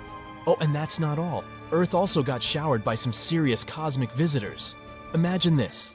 While Earth was busy gathering up all sorts of space debris during its formation, the rest of the solar system was causing some major chaos. Saturn and Jupiter decided to shake things up by changing their orbits, sending a whole bunch of massive objects hurtling towards poor Earth. These collisions were no joke. They packed a punch that melted minerals in Earth's crust and even vaporized them. These booms were so intense that they even blew gases right out of Earth's atmosphere. Talk about a wild fireworks show. Believe it or not, we can still spot ancient battle scars from these collisions. It takes some careful detective work, but we can catch a glimpse of their aftermath. For example, there's this place called the Manitsok Crater in Greenland. Even though there's no actual crater to see, we can examine rocks that were chilling 12.5 to 15.5 miles below Earth's surface back in the day. And guess what? They bear the marks of intense and sudden shock. Now that's some tough neighborhood. The wildest collision of them all was with a planet called Theia. Theia, about the size of Mars, crashed into Earth with a mighty bam! It was a colossal event that changed everything. Theia's metal core fused with Earth's core, while the outer layers of both planets got shattered and tossed into space. The result? A beautiful ring of debris encircling Earth. Now here's the coolest part. That debris didn't just float around forever. It started to come together, like puzzle pieces finding their match. And voila, we got our very own moon. Can you believe it? And this incredible moon-making process might have taken as little as 10 years or even less.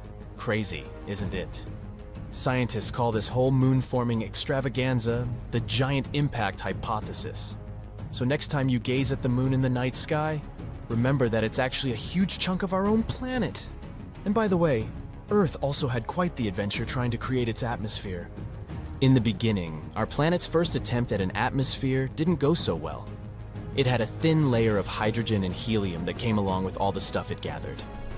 But those gases were like sneaky escape artists and decided to float away into space. Bye-bye, gases. Luckily, Earth didn't give up. It went for a second round, and this time it was much more successful. Volcanic eruptions came to the rescue. They spewed out all kinds of gases like water vapor, carbon dioxide, and a whole bunch of other funky ones. Even meteorites and comets joined the party, bringing lots of water and nitrogen to the mix. Earth's atmosphere was becoming quite the party. But here's the funny thing. There was no oxygen to be found during this second experiment. Nope, not a single breath of it. The oxygen that was produced by the sun's rays splitting water molecules got gobbled up by chemical reactions faster than you can say, oxy-bummer. It wasn't until Earth's third experiment came along, life, that things started to change. Photosynthetic organisms took center stage and used all that carbon dioxide in the air to make their food. And guess what? They released oxygen as a sidekick. Eventually, the organisms started belting out so much oxygen that it overwhelmed the reactions, and it began to fill up the atmosphere. It took a while, though, and it wasn't until about 350 million years ago that we got the oxygen levels we have today. About 21% of the air we breathe. So, from fiery volcanoes to mysterious oceans, this glimpse into the past reveals an Earth vastly different from the one we know today. It's fascinating to explore the ancient landscapes and imagine the early stages of life taking shape. Thanks to AI, we can catch a glimpse of Earth's remarkable history and appreciate the wonders of our ever-changing planet. So, stay tuned for more interesting journeys. The profession of a travel blogger is far more ancient than you can imagine. Yeah, the first ones appeared around 2,500 years ago. Meet Herodotus, historian, travel blogger, genius, billionaire, philanthropist. Just kidding. Herodotus had been all over the place, and by the time he hit 60, he had seen more spots than anyone else on Earth. As Instagram wasn't around yet, he had to whip out his papyrus and wrote what we now know as the first ever travel guide, the Histories. In his book, he spilled the tea on people, places, animals, and plants. He was particularly fond of Egypt. By the way, most of the stuff Herodotus described is still there, so his guide is not that outdated even today. If you're ever in Egypt, you can actually check out the same monuments and sites Herodotus saw. One spot that Herodotus cruised to was Lake Moeris down the Nile. This place was legit, a freshwater lake that got its water straight from the Nile. There was this city called Crocodilopolis chilling on its shores. Yep, there were a lot of crocodiles there. That city is also still around today, just under a different name, Fayum. Right in the middle of Lake Moeris, there were two giant pyramids that took Herodotus' breath away. Here comes the mystery. At the moment, these two pyramids are gone. Seems like, according to the travel guide, we're missing two Egyptian pyramids. Herodotus claimed Lake Moeris was man-made, like someone dug it up with their bare hands. He thought so because there were two pyramids smack dab in the middle of the lake.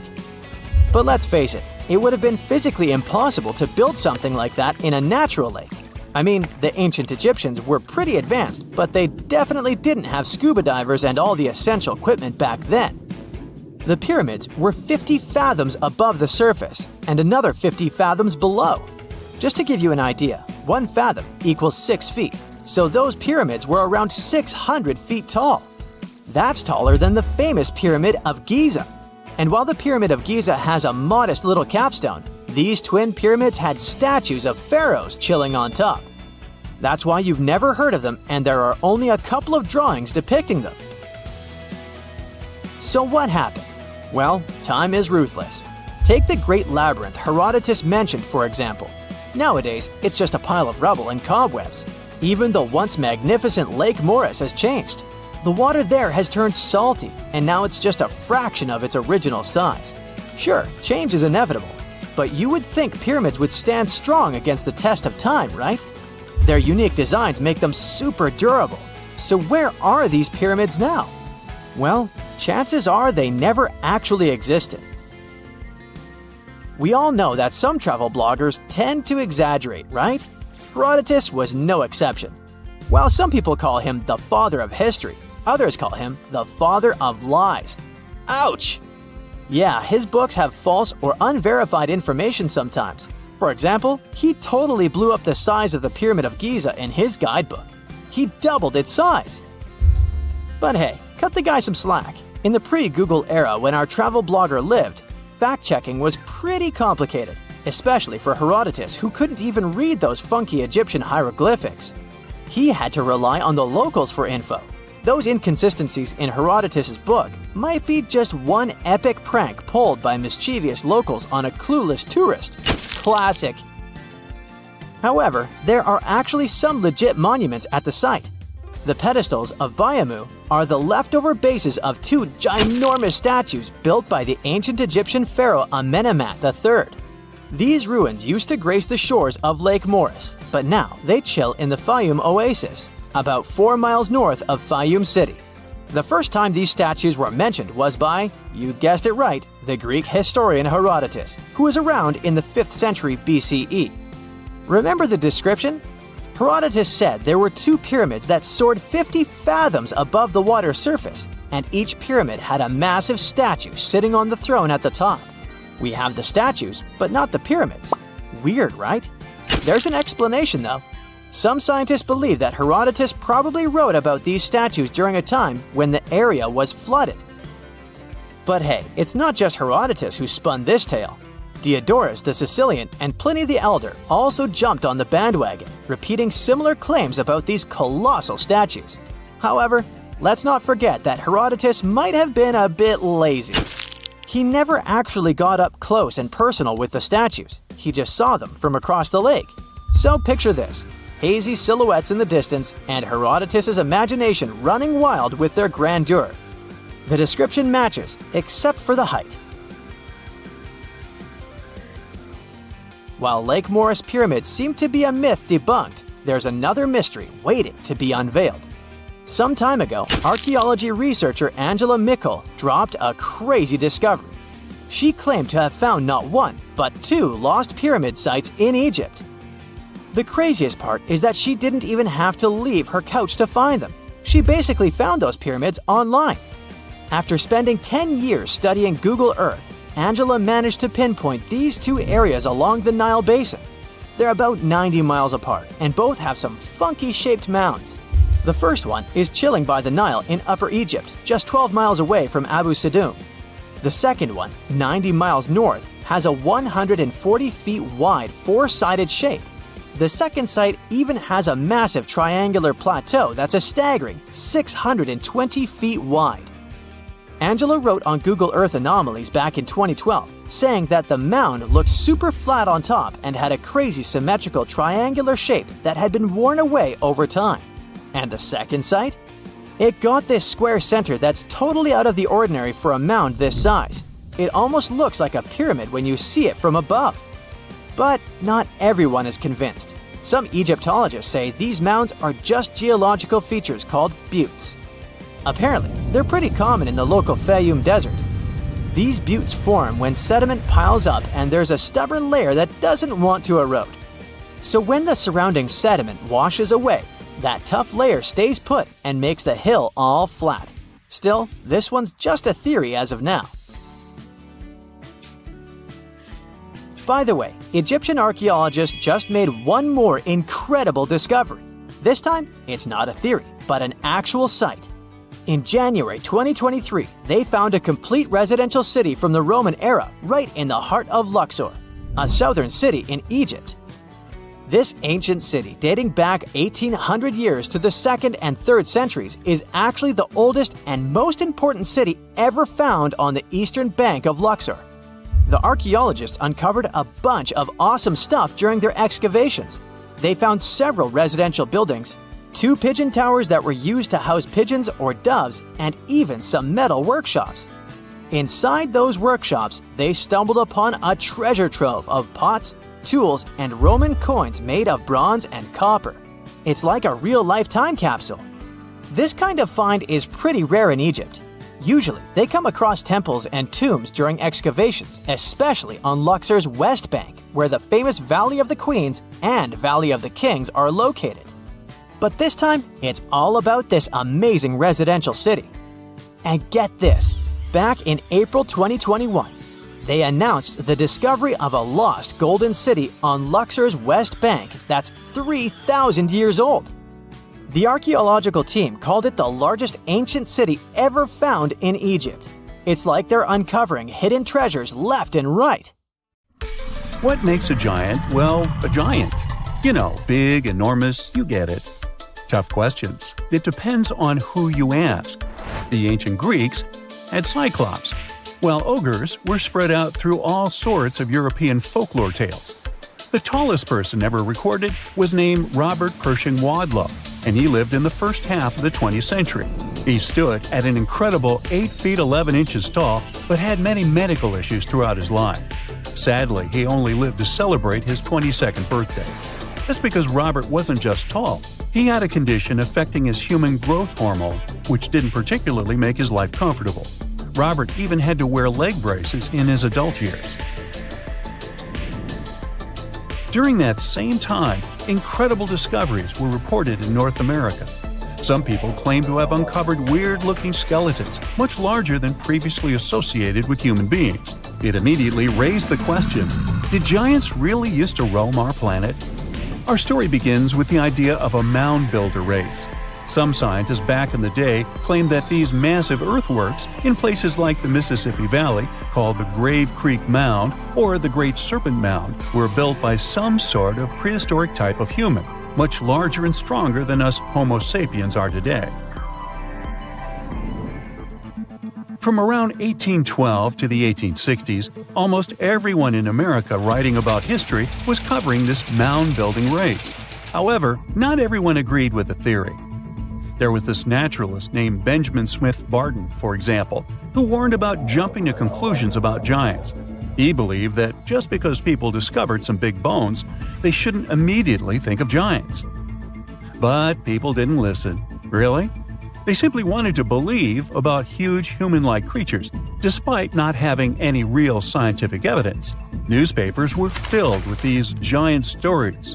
They described finding giant skeletons, even featuring weird body parts. Con artists took advantage of the whole frenzy, with some putting together skeletons out of wood and rawhide and touring them as proof of the long-lost race of giants. Eventually, in the 1930s, an anthropologist from the Smithsonian took it upon himself to debunk the whole mystery. And his conclusions were straightforward. All those giant skeletons that were supposedly uncovered were either hoaxes or simply animal bones that were wrongly identified as belonging to humans. He also said that those who claimed to have discovered ancient giant remains were just not that good with human anatomy. You would think that's how the story ended. Well, it didn't. You see, people became so convinced that giants existed that they simply could not let go. Sound familiar? Because the Smithsonian was investigating these claims, some people started thinking they were up to something shady. They cooked up this theory that the Smithsonian scientists were secretly getting rid of giant bones to hide the truth about giants. This whole story survived through the years and made it all the way to 2014. Is when this internet article said that the Smithsonian used to have tons of giant skeletons but destroyed them back in the early 1900s. And the drama continued. A famed publication even looked into the past of some of those Smithsonian scholars to try and pick apart their credibility. So the Institute had to do some damage control. They've since added new people on the team whose job is to figure out if those bones were correctly collected and studied. Now, it wasn't just North Americans that claimed to have stumbled upon giants. The French had their own discoveries too. Their story takes us back to 1890, when an anthropologist was digging around a Bronze Age site in Castelnau, France. What he found were 3 bone pieces that looked like they came from a giant human. The findings included a massive thigh bone, a shin bone, and a regular upper arm bone known as a humerus. Now, if we put all these bones together and calculate the proportions, they lead us to this towering figure, somewhere between 10 and 11 feet tall. However, in 2022, contemporary scientists took another look at those bones. They concluded they most likely belonged to a cave bear, not a human. It wasn't that unusual for people back in the day to confuse giant animal bones with those of humans. Now, the truth is, our ancestors were in fact taller than we are today, despite them not being technically giants. The average human body has changed a lot over thousands of years. We're not as big and strong as our ancestors were. In fact, we've been on a bit of a downsizing trend, especially in the last 10,000 years, and it's because of a mix of factors. Our genes, the world around us, and how we live our lives all play a role. Way back around 40,000 years ago, European men were towering at around 6 feet. They had a seriously tough life, though, hunting and gathering all day. That lifestyle required a good muscle structure, and their African roots might have given them that extra height, which came in handy in warm climates. Moving on to 10,000 years ago, we can already see a big change in European males. They went down to 5 feet 4 inches on average. What happened was the climate was shifting, and people were increasingly relying on agriculture to provide for their families. It wasn't all sunshine and comfort, though. Sometimes failed crops and a not-so-diverse food meant a pretty unhealthy diet. Plus, being around farm animals more and more introduced some new medical issues to the mix. We're now around 600 years ago when the shortness continued. And yes, we can still blame it on poor diet and health. However, there seems to be a change in recent years. Today, European males are reaching an average of 5 feet 9 inches. And sure, the fact that we're eating more veggies and getting regular checkups at the doctor did help a lot. But it's also because of industrialization and living in cities. This has brought people from different backgrounds together, which is a good thing. It decreases the chances of human passing on genes that could cause problems. So, it's a combination of better living and genetics that's making us taller. We shouldn't give up on ancient giants quite yet, though. You see, experts believe they recently discovered the remains of such a person who supposedly lived in ancient Egypt. Sometimes people can actually grow to large sizes due to a condition called gigantism, the same that made Robert Pershing Wadlow grow to such an impressive height. When some archaeologists were studying ancient Egyptian mummies, they came upon an interesting skeleton.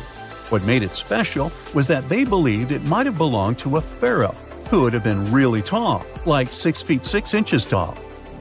To put that in perspective, that's way taller than Ramses II, who was the tallest recorded Egyptian pharaoh and stood at about 5 feet 9 inches.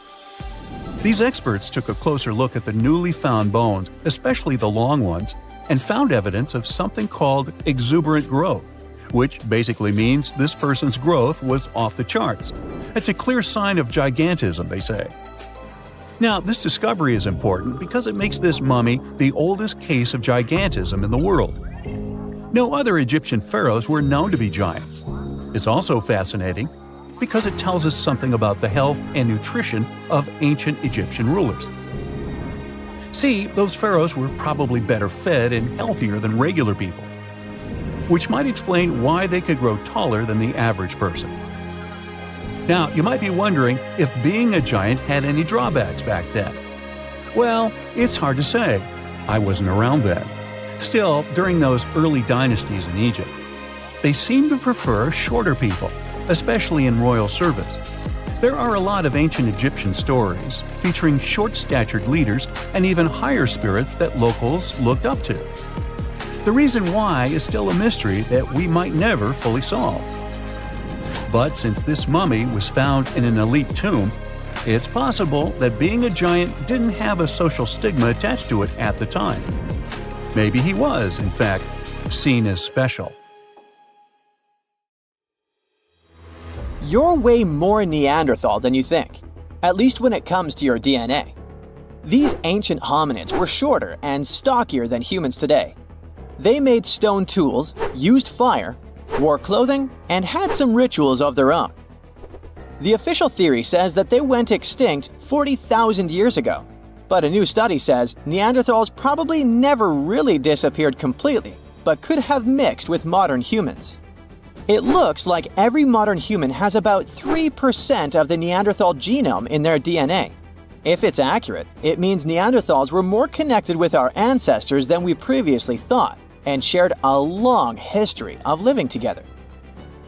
Neanderthals were very close relatives of modern humans, but our families separated about 500,000 years ago. More than 10 years ago, scientists discovered that Neanderthals had families with the early humans who traveled out of Africa.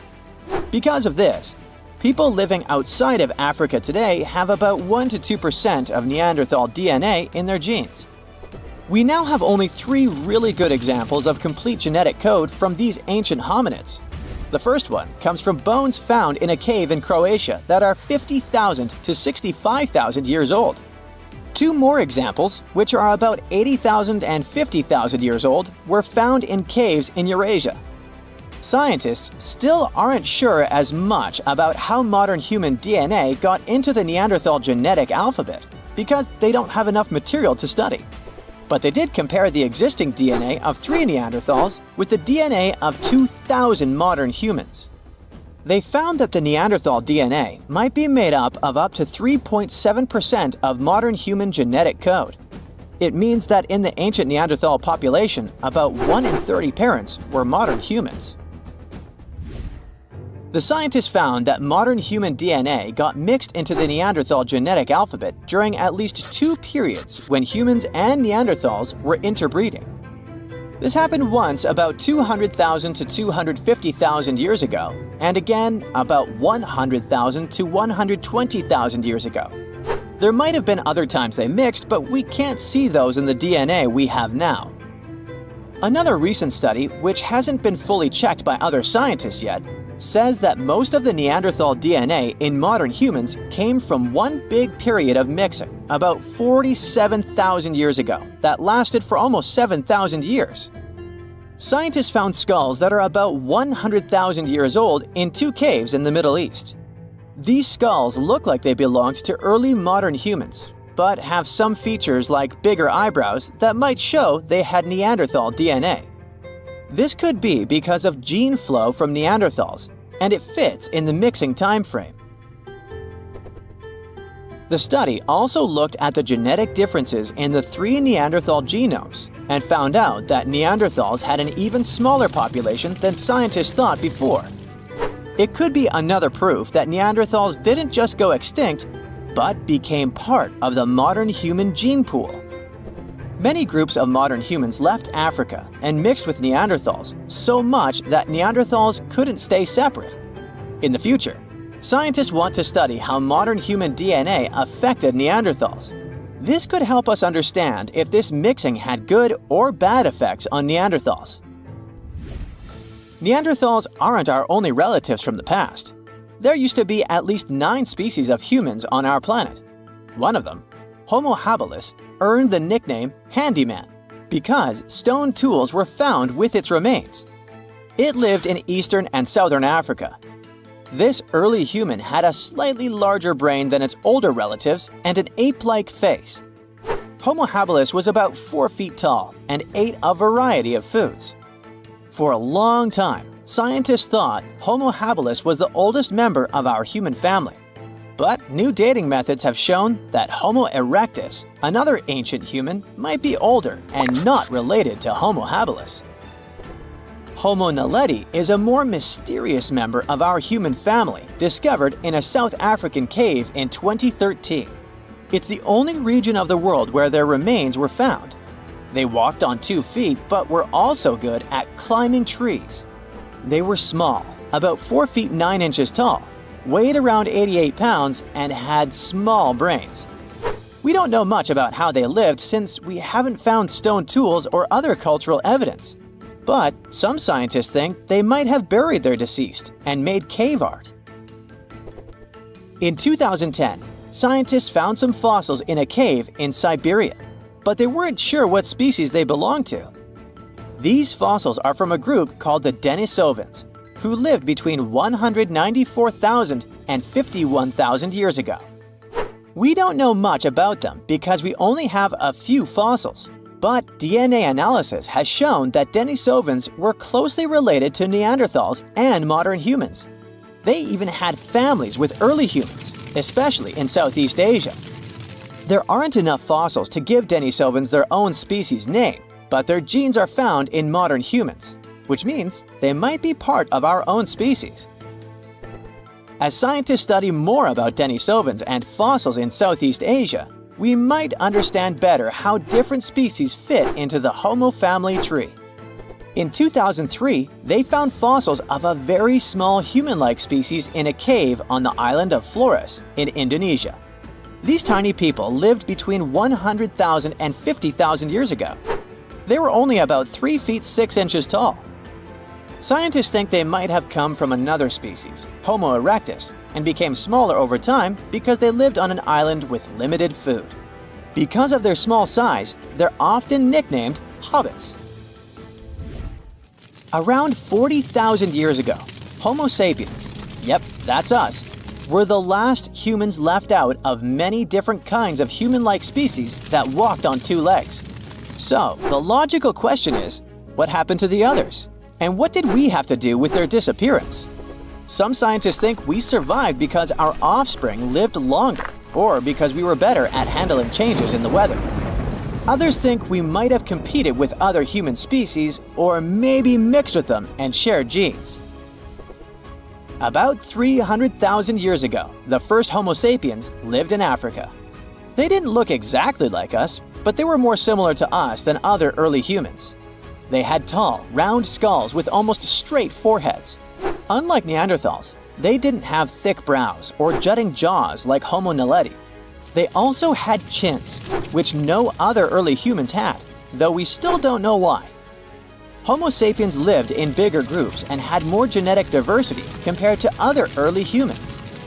This helped us in many ways, not just in staying healthy. Having big social networks across different places was like having a safety net. If we ran out of food or water, we could go to other groups we were connected to, and they would help us because we weren't strangers, we were family. These big networks also helped these early humans share new ideas and inventions. A big simulation showed that later species of humans could live in many different environments because of these wide networks and the ability to adapt. We know that Neanderthals were really smart, but Homo sapiens might have been just a little bit smarter. Small inventions like weaving and sewing needles could have given Homo sapiens an edge. Scientists have found evidence of weaving from 35,000 years ago and sewing needles from 30,000 years ago. Weaving lets you make things like baskets and nets to catch food. Sewing needles help you make better clothes and tents, which keep you and your youngsters warm and safe, which is very important for survival.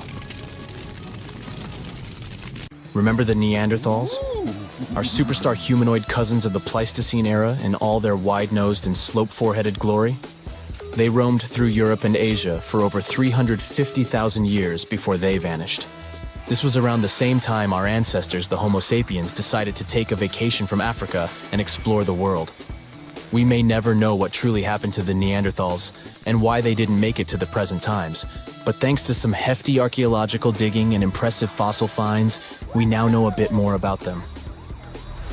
One theory for their disappearance is that the climate wasn't suitable for them anymore. Supporters of this idea think Mother Nature turned on the Neanderthals and sent them packing.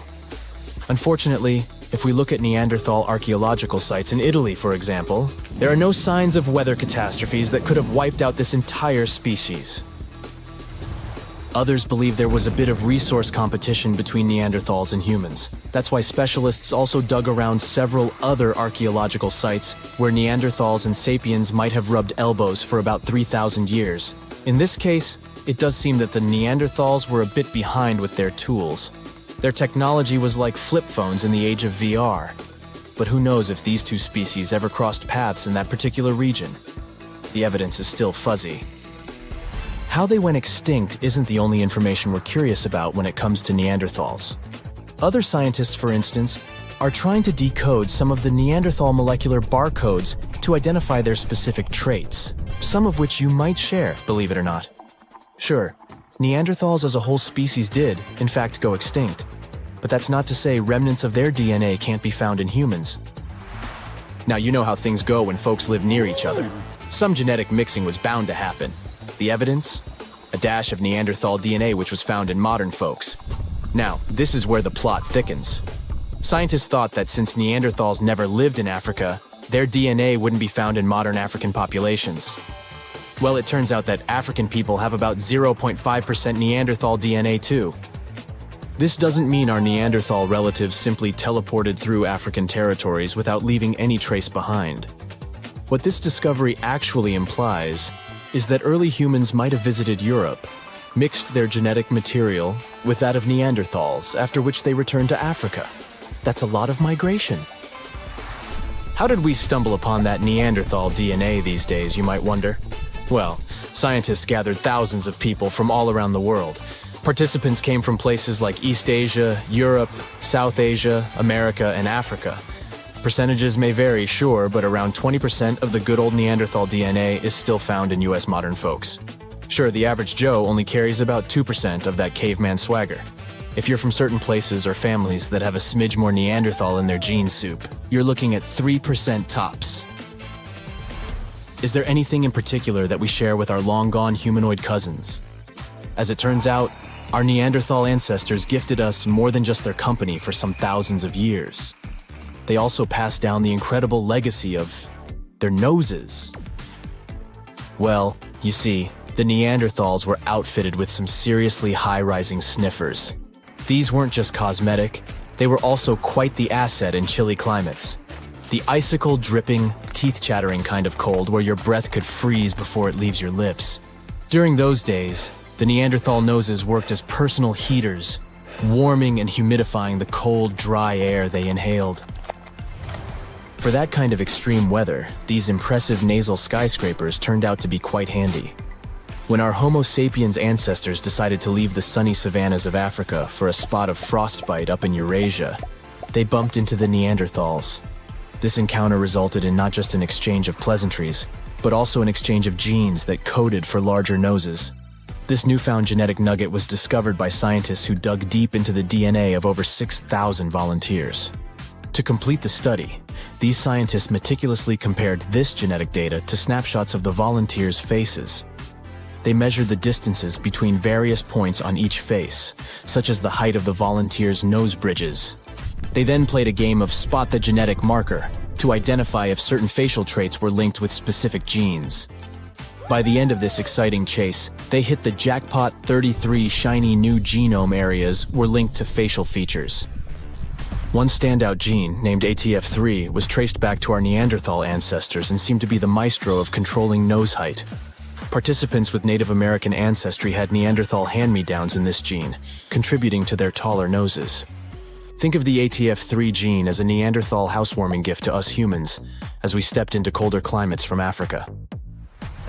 Interestingly, this isn't the first time our ancestors have played pass the gene. Back in 2021, the same research team uncovered a gene influencing lip shape called TBX15. This gene was a little love note from the Denisovans, another set of our ancient relatives, who lived in Asia and went extinct around 30,000 years ago. Another part of the scientific community believes our Neanderthal buddies had this weird genetic feature when it came to their brains. Is that why they didn't make it? Through this theory, it was suggested that US humans might owe our brainy edge to a quirky gene mutation.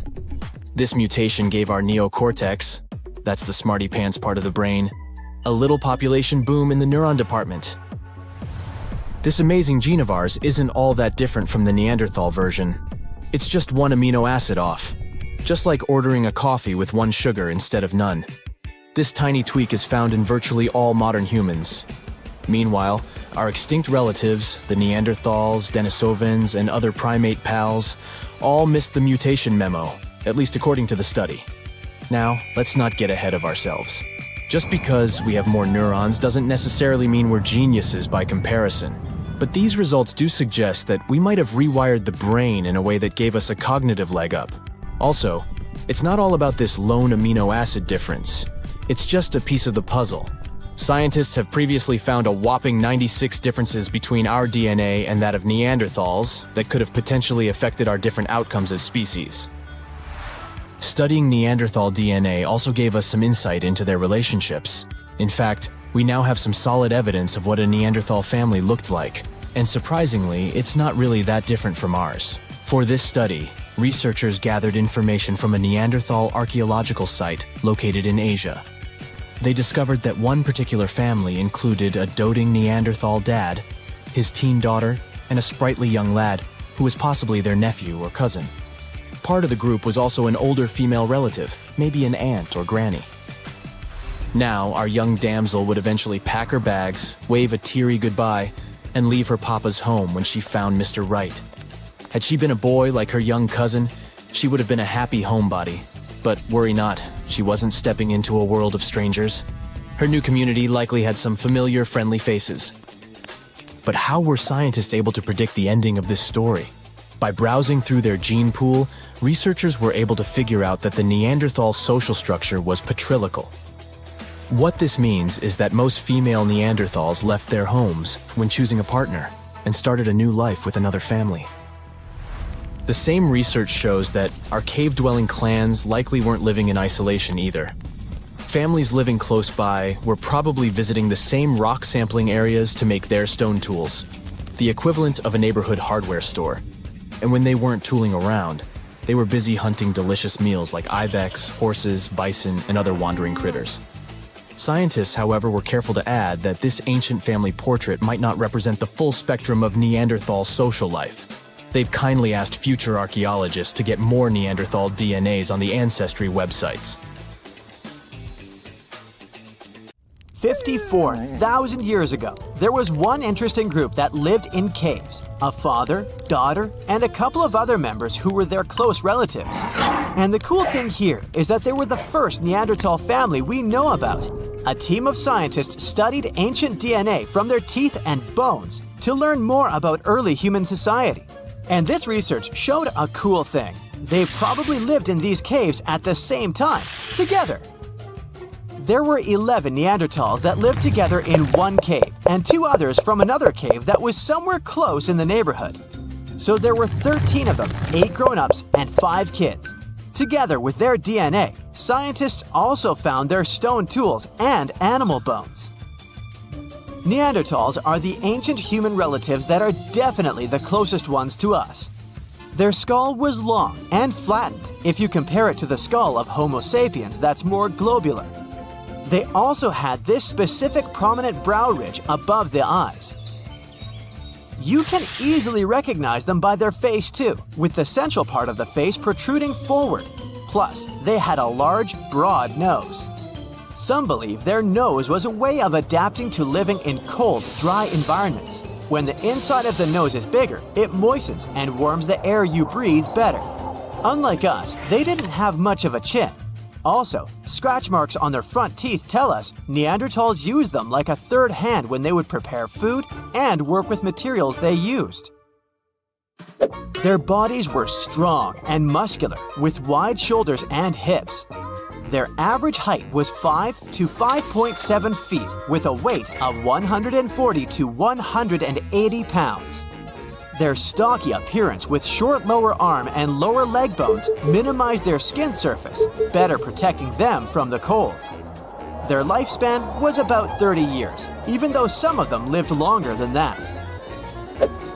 Neanderthals would dwell in regions that are now Europe and Asia for over 350,000 years. They disappeared somewhere around 40,000 years ago. That's about the time we could find traces of Homo sapiens in Europe. Their families were close-knit groups of 10 to 20. That's a lot less than the population of any ancient or modern human community. It's more like the size of groups of endangered species that are close to going extinct. These Neanderthals lived in their caves with small communities, but they didn't live isolated from the rest of their kind. They relied on each other for survival. They took care of one another, especially those who couldn't care for themselves. Also, their caves aren't as primitive as we might imagine. For example, they had a hole close to hearths and they would probably use it to heat water. Also, they would organize their space. They had sleeping areas, parts of the cave where they could leave trash, and areas where they could make stone tools and prepare their food. They would travel through the river valleys to catch their prey, such as bison, ibex, horses, and other animals. They were skilled in planning their strategies. Some studies showed they were aware of reindeer migration patterns, so they would plan their actions according to their predictions of where their prey could move. One of the biggest animals they would go after was the woolly mammoth. You know them, a relative of modern elephants covered in fur with a weight of up to 12,000 pounds that went extinct a long time ago. And studies showed woolly mammoths and Neanderthals shared some genetic traits. It's not that surprising when you think about it. Both species developed from African ancestors before they managed to adapt to the cold, harsh climates of Eurasia during the Ice Age. So they faced similar conditions and both went extinct at about the same time. Neanderthals also used stone to make tools, similar to ones other early humans used, such as scrapers and blades made from stone flakes. These tools scientists found in both of the caves they studied are created using the same raw materials. That means the communities probably hung out and interacted with each other in some way. Until the 20th century, many thought that Neanderthals were very different from modern humans, considering their genetics, physical appearance, and behavior. But more recent discoveries about this well-preserved Eurasian fossil population have shown that some of the people in it were the same as people alive today. Neanderthals lived before and during the last ice age, in some of the harshest places that humans have ever lived. Besides their tools and catching animals, they also gathered plants from around their area. They would also eat cooked vegetables relatively often. Their ability to stay alive for tens of thousands of years during the last ice age is a good example of how humans can adapt to almost any situation. Neanderthals made the earliest cave art that we know about. Scientists explored 3 Spanish caves where they lived, and all of them had black and red paintings of dots, animals, and geometric symbols, together with handprints, hand stencils, and engravings. These paintings were made more than 60,000 years ago. Since Homo sapiens came to Europe 20,000 years after that, we can assume Neanderthals were the only human species on the continent at the time. So they must have been the ones who created this art. Also, these caves were 435 miles apart, so it wasn't like only some of the Neanderthals knew about it. Paintings were obviously their long-lived tradition. They were also big fans of fashion. They made their own jewelry, some of it out of eagle talons. The oldest examples we could find are nearly 130,000 years old. They also most likely used pigment to camouflage or decorate their bodies. Also, Homo sapiens weren't the only species that used fires. Researchers looked at more than 140 fireplace sites across Europe and realized Neanderthals used fire there for a long time too. These signs included charcoal, burned bones, and heated stone artifacts. Neanderthals used fire for cooking food and making tools. They would stick wooden shafts into pieces of stone with pitch, which would be like natural glue. Since burning the bark of birch trees is the only way to make this sticky liquid, the Neanderthals must have been able to control fire. Most people imagine Neanderthals probably grunted, but that's not true in reality. They didn't quite sound like us either. Their big chest, posture, and the shape of their throats probably resulted in a voice that was louder and higher pitched than the average human's voice. They probably didn't have sophisticated vocabularies as we do, but they could use complex speech because they had the hyoid bone. It's this little thing we have in our neck too, the one that supports the root of our tongue. It's the same feature that allows us to vocalize as we do. They were more similar to us than we might expect. Some believe Neanderthals even built boats so they could sail across the Mediterranean. And it's not like Neanderthals lived somewhere, went extinct, and then modern humans showed up. It seems these groups did meet around 100,000 years ago in the Arabian Peninsula or in the Middle East. That's when the first groups of modern humans were moving from Africa. Scientists analyzed the DNA of one of the Neanderthal women that lived more than 50,000 years ago, and it includes genetics from modern humans too. Some traits we have, like skin and hair color, mood, and sleeping patterns, are connected to the amount of sunlight we get. Neanderthals lived in Europe and Asia for a long time before modern humans arrived there, so they were used to less sunlight compared to the ones who came from Africa. Neanderthals had different traits because of their exposure to less sunlight, and these traits were passed on to their offspring when they had children with modern humans. In other words, some of the traits that modern humans have today are influenced by Neanderthal genes. For example, people who are night owls often have Neanderthal genes. Also, around 1% of Neanderthals had light skin, red hair, and perhaps even freckles. Admit it, whenever you think about Neanderthals, you picture these large, human-like creatures wandering around, bumping their heads, afraid of fire, and making weird noises. That's really far from the truth. There's actually more Neanderthal DNA in your genome than you know. It's estimated that up to 4% of the DNA of some modern humans can be traced back to Neanderthals. If you have no idea who these people were, let me get you up to speed. The Neanderthal was a species of early humans that lived in Europe and Western Asia as early as 200,000 years ago. As for their appearance, they looked sort of like us, but they were physically stronger. Their skeleton was also more durable and able to cope with the harsh environment. 200,000 years ago, people didn't live in houses or apartment complexes. So, their bodies needed to be able to survive in the wild. What's even more surprising is that their brain was larger than ours. But did that make them smarter? To answer that question, let's look at how these people lived back then. Neanderthals were hunter-gatherers, meaning they had to hunt and search for food. Back in their prime years, farming wasn't a la mode yet. They were skilled at making tools and objects to protect themselves with, like spears and stone knives. They used these things to hunt animals, yes, but also to make clothing. And speaking of garments, a new study showed that Neanderthals might have been more fashionable than we'd previously suspected. These recent findings show that they may have been skilled in using plants to create yarn. This is based on the discovery of pieces of fabric from over 50,000 years ago in parts of Europe, where Neanderthals used to live. This is really important because it's rare for archaeologists to find perishable artifacts such as plant products. Most of the things we find these days from previous eras are pottery and pieces of rocks and bones because they can better resist the test of time.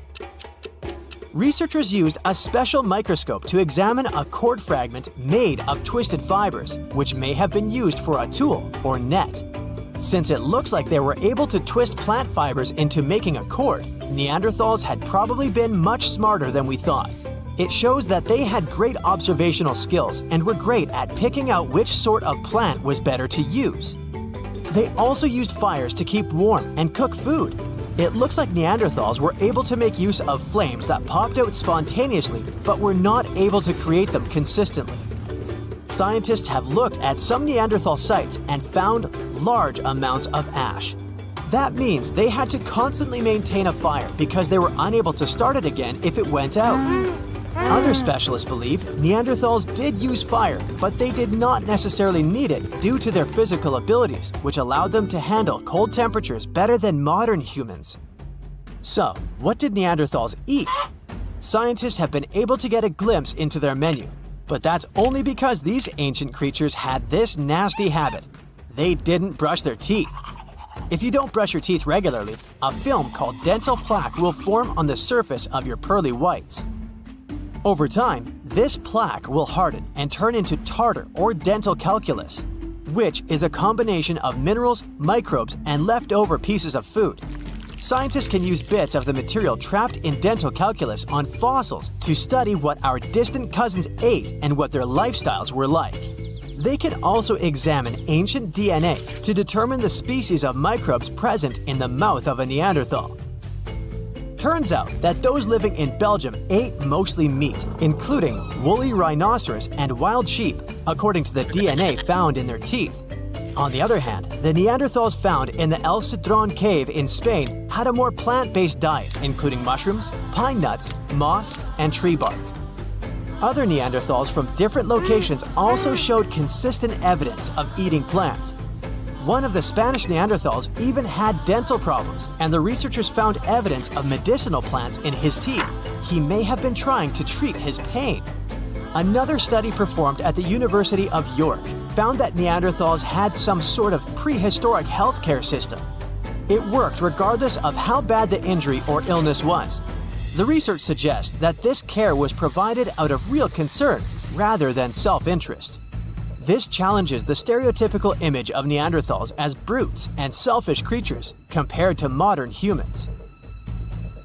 The study found that many Neanderthals had severe injuries requiring ongoing care, such as massage, fever management, and hygiene. One individual, who was around 25 to 40 years old at the time of his passing, had a degenerative disease that likely severely limited his ability to contribute to the group. Despite this, he was carefully buried, which shows that he remained an important part of the group, despite not being able to contribute much to the daily workload. In case you're wondering, Neanderthals aren't technically our direct ancestors. They're sort of a distant relative, if you'd like, because some of them lived at the same time as modern humans. We coexisted for thousands of years, with Neanderthals living in Europe and Western Asia, and modern humans spreading out of Africa around 50,000 years ago.